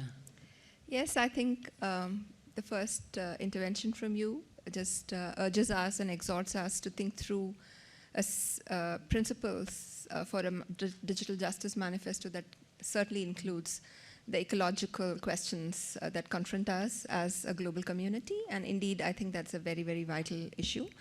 I would like to actually point to three different key considerations, I think, that stare us in the face in relation to the question that was raised about local economic development and monetization. The first, I think, is considering that there can be economic, cultural, social, and political value from data. Where do we need data and where do we not need data is a decision that needs to be made at the level of every polity and indeed at the international level. So The no-go areas have to be defined. And I think the second intervening level is what data can be monetized and towards what, which means we are, again, looking at a social contract for data. Where is the market value? Where is the public value? And where is the social value? And I think that's a new social contract. And thirdly, with respect to monetization by, let's say, entrepreneurs like the network that Fabian belongs to, who can monetize brings us back to the vital question of, is data available at all for local SMEs, MSMEs, for local startups? Where are those data pools and who can use open data sets? In my country, for instance, APIs are available, stacks are available, but those are very expensive and invariably, the contracts are given to the bigger companies. So is it even affordable, even if it is available? Finally, the most important question is, who is holding it in custody? Who is the trust? Who is the mechanism? What is the institution? And so if you wish to, you can recall the rights of monetization. Thank you, Anita. These are now we could even continue for another 2 hours looking into these aspects of trust and so on. We are at the end of our time for the panel. I would like to very much thank my wonderful panelists for this interesting debate and the insights in the work of each of you. As I said, if you're interested in further exchange with the JustNet Coalition and on the manifesto, please stay here. There will be a possibility for Q&A. I would like to thank all of you for listening, for being here. I'm personally very happy that the climate change aspect made it into the discussion in the end. It should be on all panels always. And I hope you enjoy the IGF. But Pamela, you wanted to say something to? Yeah, just use the mic so people. We are very thankful to the panelists, Fabian, Julia, Ms. Kochmez, and Anita, for such a stimulating discussion and for releasing the manifesto to the public. The copies are with you. So this panel is finished, and thank all panelists to have come. And after that, we are available, a few people from the JustNet Coalition who were part of the framing process, to answer your questions, to engage with your doubts, and we are ready, as we said, also to evolve this. So you can stay back and have a discussion, and I'll welcome those people, Norbert, Richard, and Sally, to come over. And thank you so much, everybody.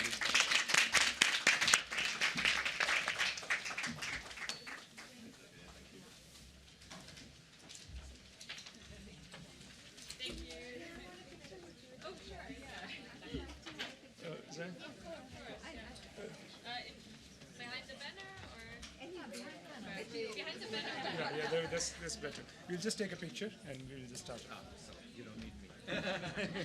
But you were in the BCP.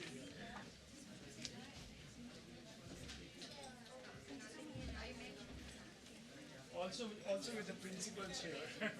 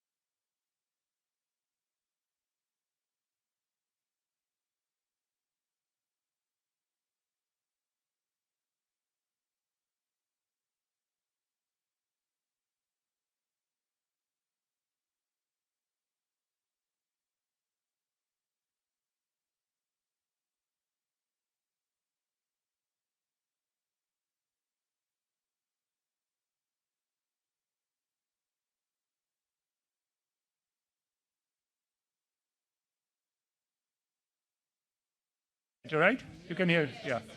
Yeah, so this one is not working. So the idea is, and we need a very short session, because we released a manifesto, people may have some questions about the principles. We also invite anybody who has further questions or engagements, that we would have a booth in the village area. You can look around, and this standee will be there with the principles. So most of the time, somebody may be available there. You can come and discuss with us. The information, the email ID is there where you can contact us. So that apart, for now, we are ready to take your questions, your observations, your contributions to the manifesto. And I have here with me people who contributed to development of this manifesto. They are all founding members of JustNet Coalition. To my far right is Sally Birch from Ecuador, Norbert Bolo from Switzerland, Richard Hill also from Switzerland, and I have already spoken with you, Parminder Jeet Singh from IT for Change. So any questions, any comments you have? So we will just do a very quick session, and we'll be done, and then we can disperse. So maybe like 15, 20 minutes. Any questions are welcome, please, now. We start now.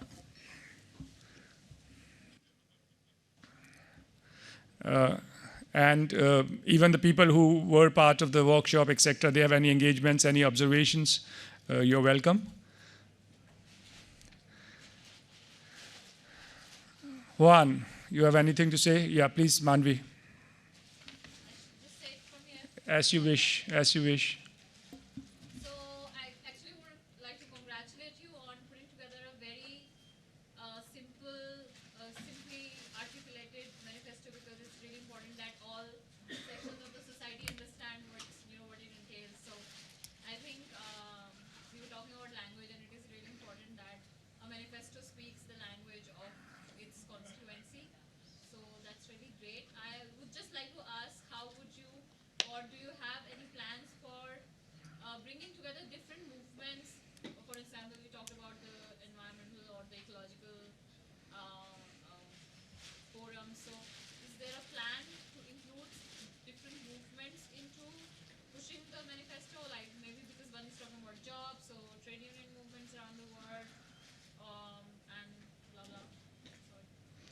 Yes, I'd invite other people to answer as well, but precisely that's the point. As you were also a part of this earlier Bangkok workshop, where we had representatives from movement who contributed to this dialogue, and this comes from there. But yes, yeah, not only implementation, actually it's also partly an open document. Right now it will be channeled in a very deliberate manner, not just like, okay, whoever wants to comment can comment. We would actually go to networks in areas of sustainable development, trade justice, labor. So actually go to those networks, introduce in those networks, request for comment, go back again. So it will be an extended exercise to send it to all parts, sections of civil society, policymakers, and have a extended discussion, take comments. And it's also possible, though this is not been decided, that it's possibly that we could even take in comments and revise it or improve it in 6 months, but others may comment. Yes, that's certainly the intent, is to broaden it. And actually, although we all criticize heavily the idea of doing e-commerce negotiations in the WTO, they've actually done us a big favor, because that's allowed us to mobilize and bring in trade unions and other civil society actors that were not necessarily aware of the importance of e-commerce until they saw that it was going in the WTO, and then they said, wait a minute, what's going on here? And so we've been able to broaden our network, in particular through the Our World Is Not For Sale network. So yes, we're doing that. I would also like to quickly comment on the first idea you mentioned of bringing this somehow into cooperation with the ecological and climate change oriented movement. And I think that is really critically important, because none of us, in my opinion, can succeed without the other. Obviously, if we destroy humanity through climate change, none of this will matter. On the other hand, if these dataification and concentration of economic power into a few companies in US and China, if we allow that to happen, that means that the largest part of the world, almost all countries, all except two, well, maybe one country in Europe and maybe India has a chance also, but everybody else will be reduced to poverty. And if people are fighting for survival, they will not care enough about climate change. So really, these two problems need to be tackled together or we will not succeed. And that's why we need to bring together climate activists and digital activists to pool the knowledge, pool our understanding, and build a movement that can effectively address both topics at once. That's my opinion, and that's my ambition and what I want to do.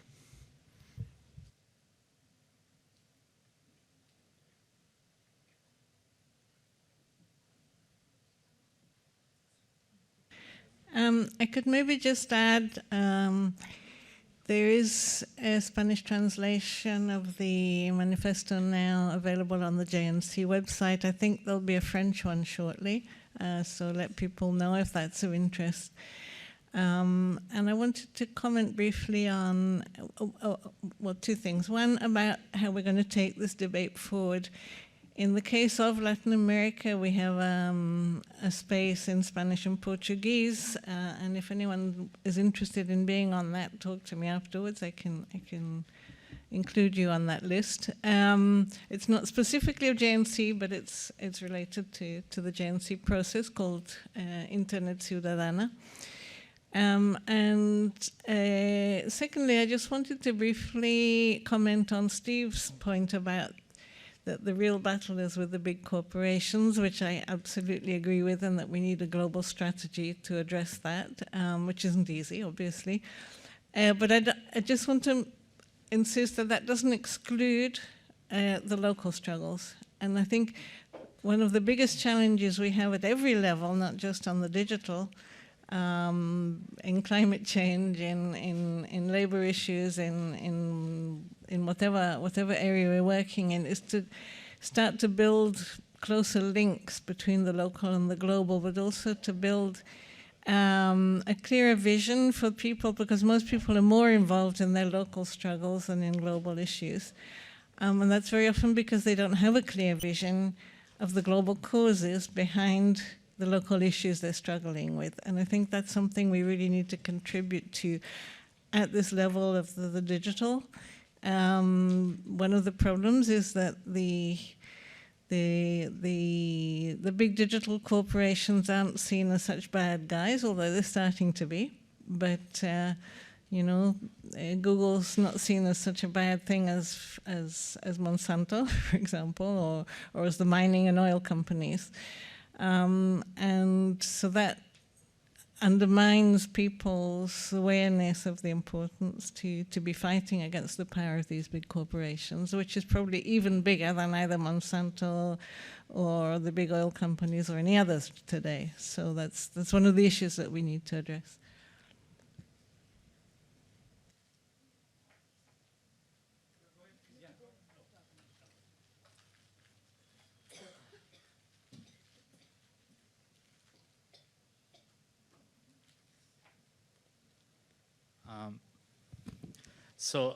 First of all, I would like to congratulate you guys. Please introduce yourself. Anupam Guha, Center for Policy Studies, IIT Bombay.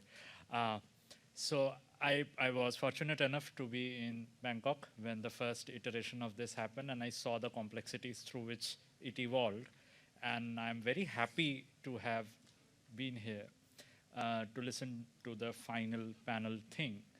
And I think my question comes from the position that I feel it's a given that we all are agreeing on the data commons. So it's not a question on the manifesto per se. I agree with it.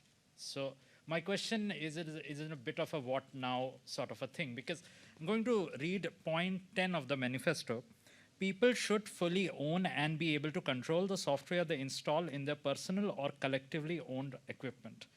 I think this personal or collectively owned equipment is a bit of a, what I would call a resolvable friendly contradiction.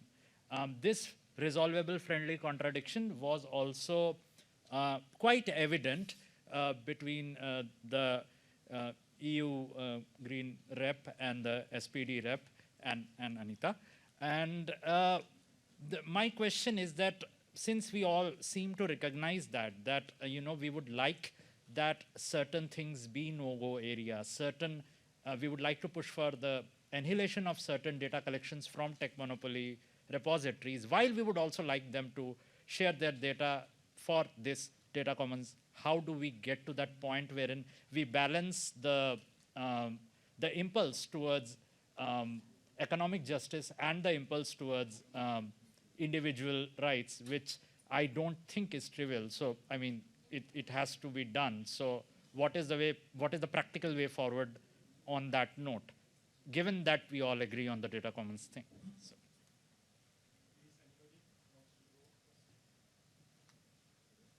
So.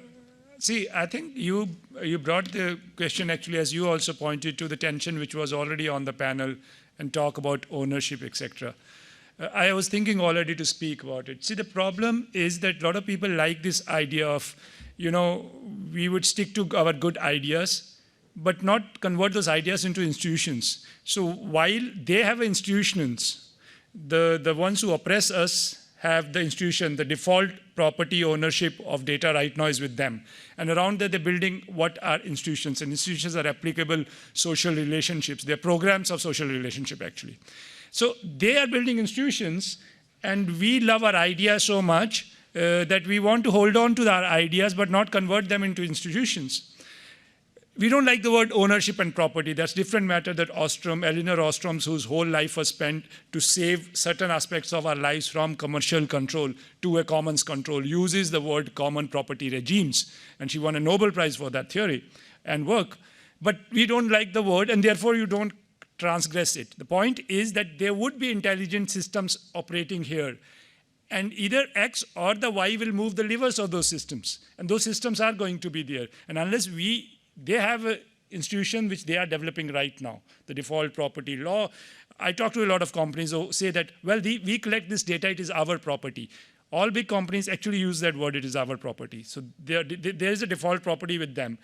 We say, I don't like the word common property. I mean, so the point here is, and to answer Anupam, is that our ideas have to become institutional solutions, advocacies, and then practices. And there's no way that, and those are the institutions which would also balance individual versus collective, civil, political versus social economic. I'm not sure I fully give an answer to that. Probably I had pulled another issue which I wanted to respond to from earlier tensions. But I think responsible advocacy consists in real practical solutions which can actually challenge power. And we need the vocabulary. And vocabulary of a new age uses analogies of a past age. I can suddenly say, I will call it some funny name of my cat, and the new institution will be named after my cat, which will not work. And therefore, we are using analogy from the industrial age, which is ownership. Maybe as time evolves, we could use a different word. But we have to see whether my love for a word is more important, or what are the tectonics which are moving behind that contestation are more important. And those things, civil society groups have to balance out, that whether common properties and common regimes are something we are wholeheartedly ready to go. And last point, the time available to us is very small. And if we sit paralyzed thinking, no, I can't do this, I won't do this, we are fast losing any possibility, as these practices and intelligence-based practices are kind which, once they're concretized around you, you already know your dependence on search engines and Facebooks of this world. When your kitchen practices, your bathrooms, your work practices, your children's school practices, your hospital's health practices are also becoming like WhatsApp upon you, then you're done for. I mean, there is no kind of advocacy is easily going to change it. Sorry for the long response, but I think this tension was central to the debate which happened and which will continue, I think, around this manifesto. I think you're getting at fundamentally a very difficult problem. As you know, it's impossible to tell whether any piece of software is actually doing what somebody else thinks it was supposed to do. And it's very strange because if you actually read the license conditions of the software we're all using, let's take Excel, it actually literally says that they take no responsibility for whether the thing is going to give a calculation that's different from what you're doing, right? And people are just using this not just, to do their taxes and stuff like that, but to build buildings and things like that. And this is a big problem. There's no known way to prove that software is correct, although there's some attempts in that area, as you know. But even if you could prove that, then how do you prove the whole stack? How do you know that there's not some problem in the chips? And even if it's shipped correctly, how do you know that something didn't happen along the way? I have long experience in IT, and I could spend hours giving you anecdotes of stuff that were suddenly, it was just a weak solder, and this thing that had been working correctly stopped working correctly. So we have a big problem there. One thing that's been advocated frequently is that we should have certification for software engineers, like we have for plumbers, electricians, and so on. That's been proposed, actually exists in several places. It's never really quite taken off. And I think it's a number of reasons why it's not taken off, including the fact that the industry changes so fast, and it's not clear this would actually help very much. Because the problem is not that the people who are writing software don't know what they're doing, it's just that the stuff is so complex you can't actually be sure it's working. But this is something I think we need to think about more, and maybe we need new liabilities laws that are stricter. So, for example, we know now a very, very visible example of bad software design was the 747 MAX story. There was also some hardware failures there, but there were basic flaws in the conception of the software. And so somebody should be held responsible for that. I don't think criminal penalties, but sort of civil liability for the organizations that employed people without giving them sufficient training and instruction so that they wouldn't make those incredible design errors. Basically no redundancy, if you know anything about this incident. They had a critical system which had zero redundancy. I mean, this is just idiotic. Nobody should be allowed to do that and not have to pay a penalty other than all the money that Boeing is anyway losing, but it should be worse than that. I don't know if that addresses your question at all. Yeah, there was also in the question this aspect of what can we do now, and I feel a little bit of impatience with this risk of, well, we're having this nice dialogue and this nice manifesto. Let's prevent it from being just in German we say paper tiger, something that is not really changing anything. I would point to three things that really can be done right now and need to be done urgently. And the first thing has to do with WTO. Richard already mentioned it. Sorry, wrong fist. In WTO, they are trying to destroy the policy space of countries.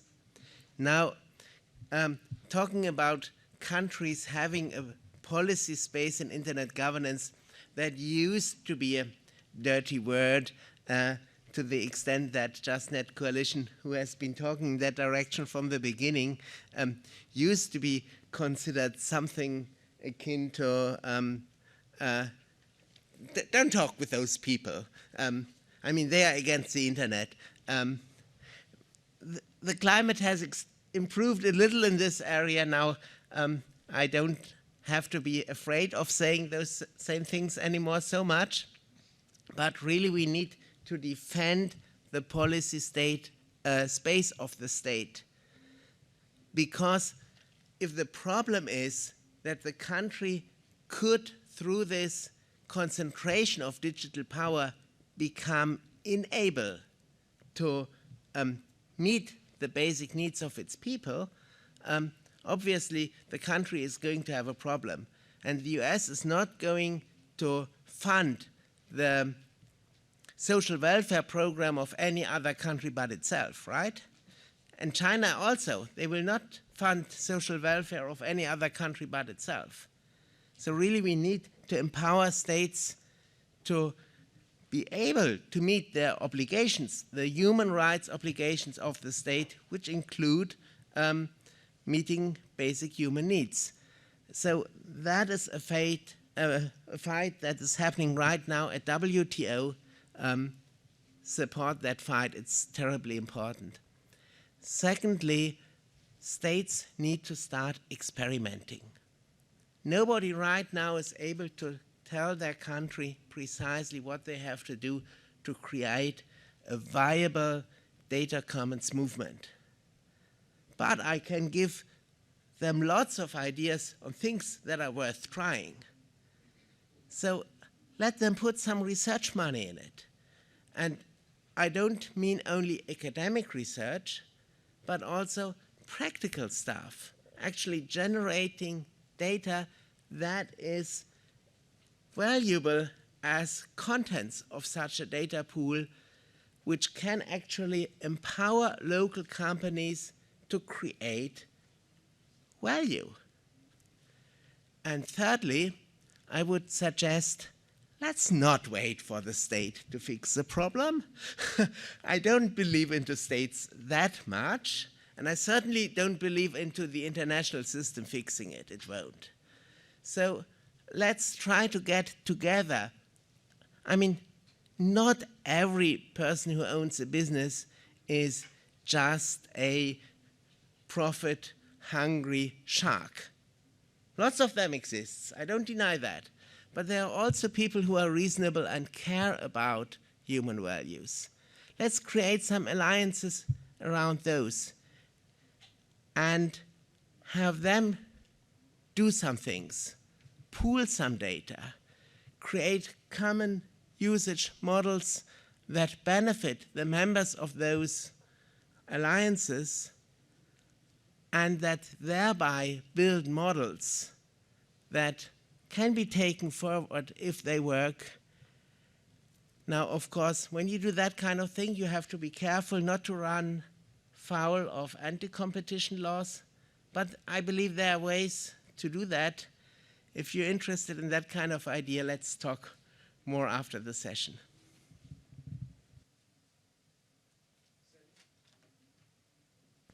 Maybe to just add that one of the challenges, wherever it's possible, which may be a country, a city that's willing to look at these issues, is to how to translate the proposals of this manifesto into the concrete terms of legislation and public policy. And those experiences will be really valuable for others to be able to then improve and imitate them. Sally talked about cities, and I know she shares our southern perspective. In Europe, a lot of talk about let cities take control happens, and I'm very sympathetic to the local controls. That's what the manifesto is about, but we should also recognize the southern reality that cities and municipalities are weak, are more prone to capture by Microsofts and Googles, and the strengthening of the national regulatory framework and enabling laws because of the weak institutions at the local level becomes necessary, and therefore those practical realities should never be lost focus from. I know the big accent on in Europe is cities, and they're probably rightly doing it. Neither are our local systems as homogeneous relatively as they are in Europe, whether by class, caste, or racial configurations, nor the institutions are strong enough. And this factor doesn't work as easily for cities to be the focal point entirely of new changes. And therefore, I'm just making a point, whether you like the national state or not, those strengthenings are needed for the kind of work we're talking about.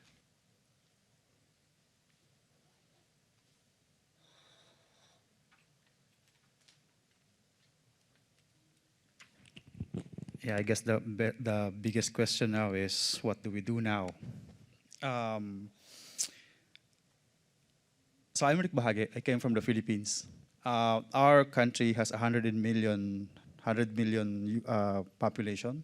We got 97% of the population almost online. We are the tech capital of the Philippines, of the world, when it was savvy to have SMS. And we are also the social media capital way back. So we are online. Our institution, just like any other developing nations, are kind of have some problems. But I guess one lesson that we Filipinos have learned is that really to trust the people on things that we want to change. We have always these three principles when we want to do changes in the system. organize, organize, organize, organize. It's just so we are thankful that we have this manifesto. We're definitely gonna use this, but for CPU, our commitment would be to organize also our fellow IT practitioners to be involved on this advocacy. And then at the same time, we'll be working with other sectors to popularize this one. Maybe we'll just reorganize these principles. We'll put number 6, maybe we'll put 0 first. Definitely we'll add something that will resonate to different sector. For example, we'll put there that any data that is being collected is always a reflection of the real world. So if it's personal, if it's whatever, at least they would understand that data is not always like something that exists out of nothing. It came from nothing, and that something is always have some regulation already. And then maybe we'll reorganize a bit, but this is definitely a very big help as I go back to the Philippines and start talking to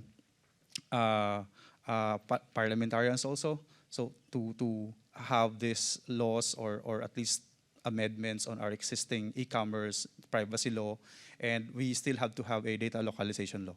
So those things. I guess, in my perspective, it's not a hopeless thing.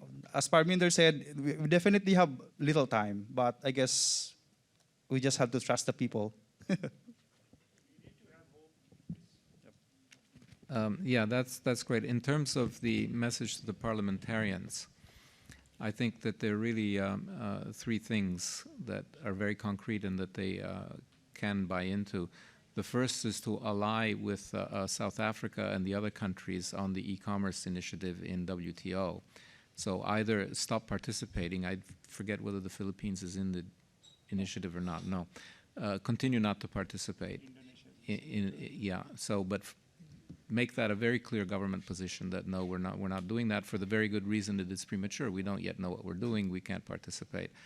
And then at the higher level, even use the mechanisms in the WTO to criticize that.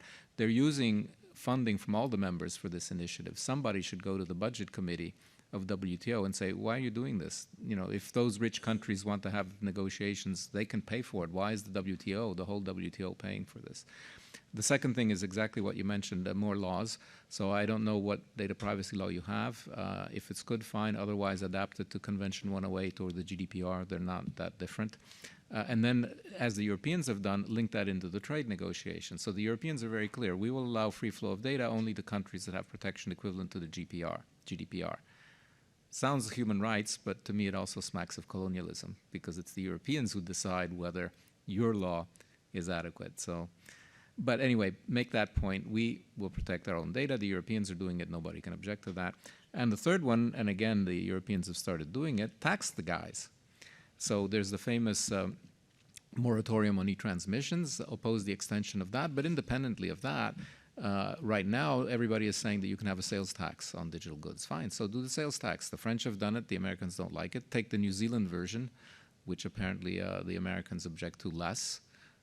It's called the GST in New Zealand, and start taxing these guys. So those are very concrete things, and especially the tax one I think is very easy to sell to parliamentarians. I don't think they're going to have a problem saying we want to tax Google.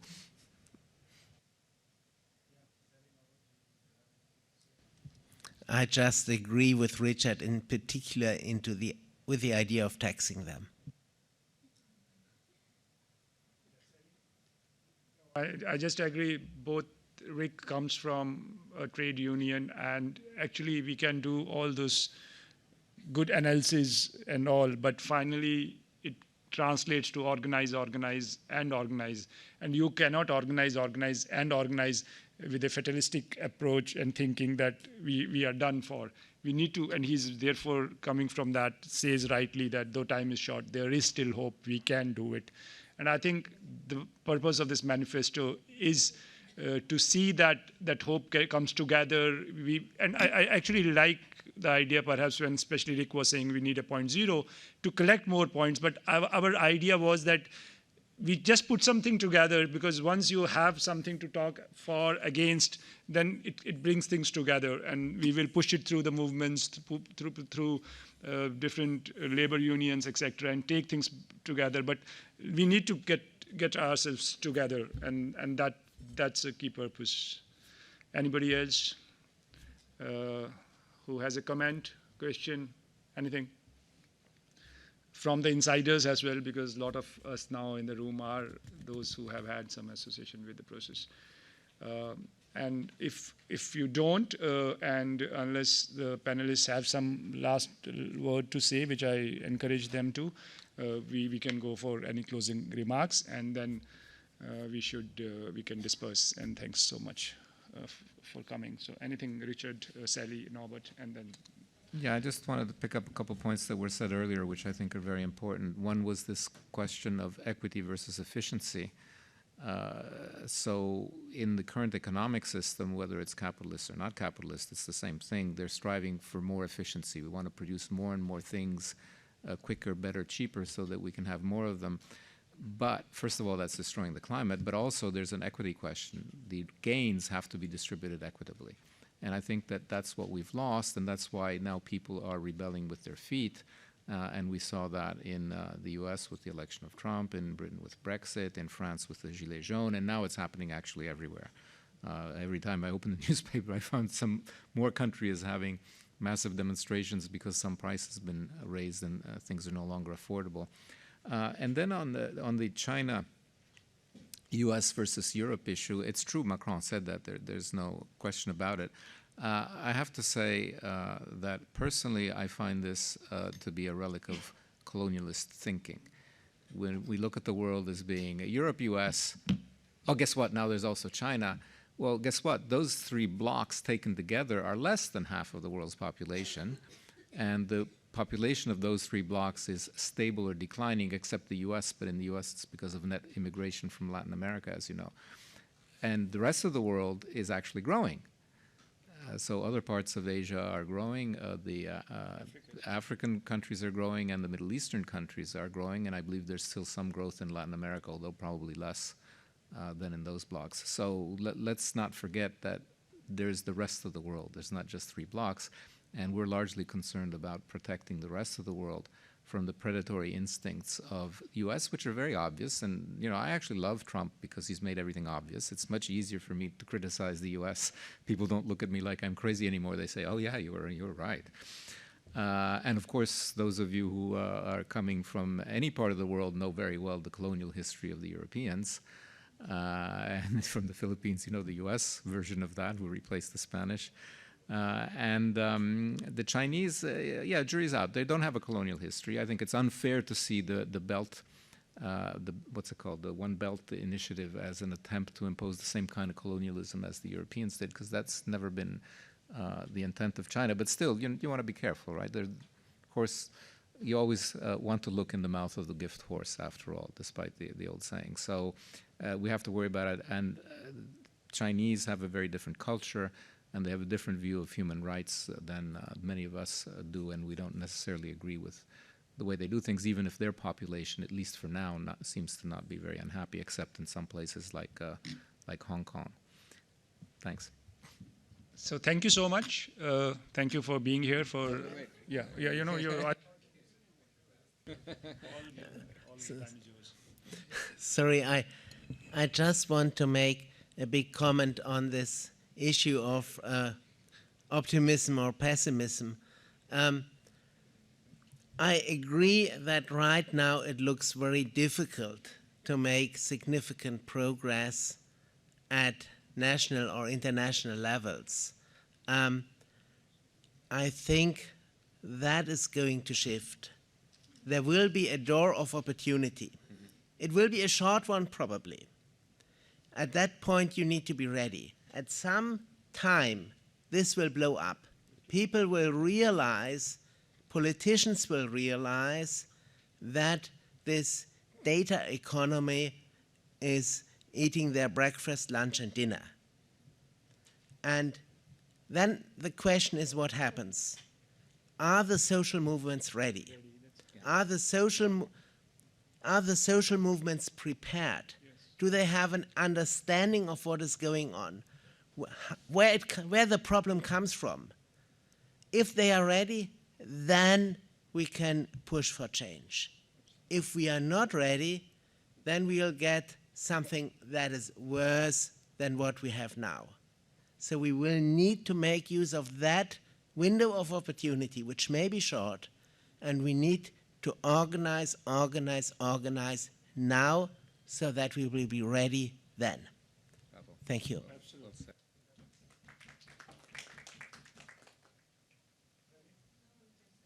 Thank you so much. I think after Norbert spoke, there's not anything left to speak. So we disperse with hope, intent to organize, and with some purposes in front of us. And we promise to keep working together, and we'll keep reconnecting. Thank you so much. Thank you.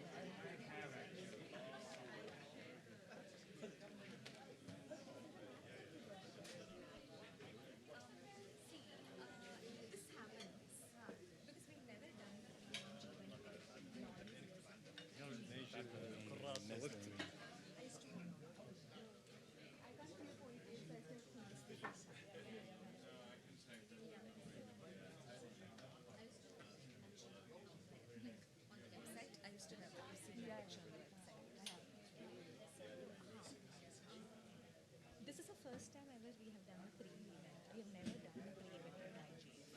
So that way, we're coming at a point when a lot of our work is actually going to come.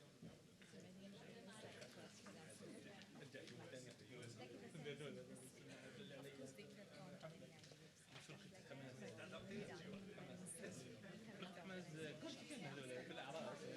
it must have happened like attended in the business, and that is so in the first or second business this would have happened, then there would have been a long break.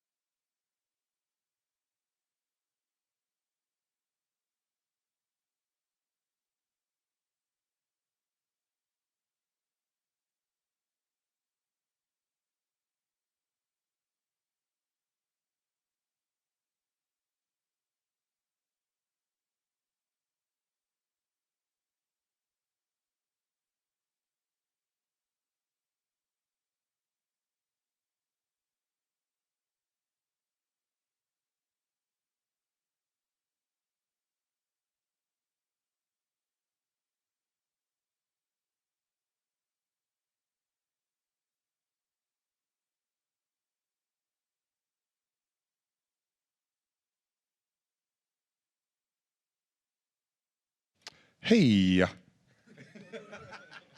1, 2.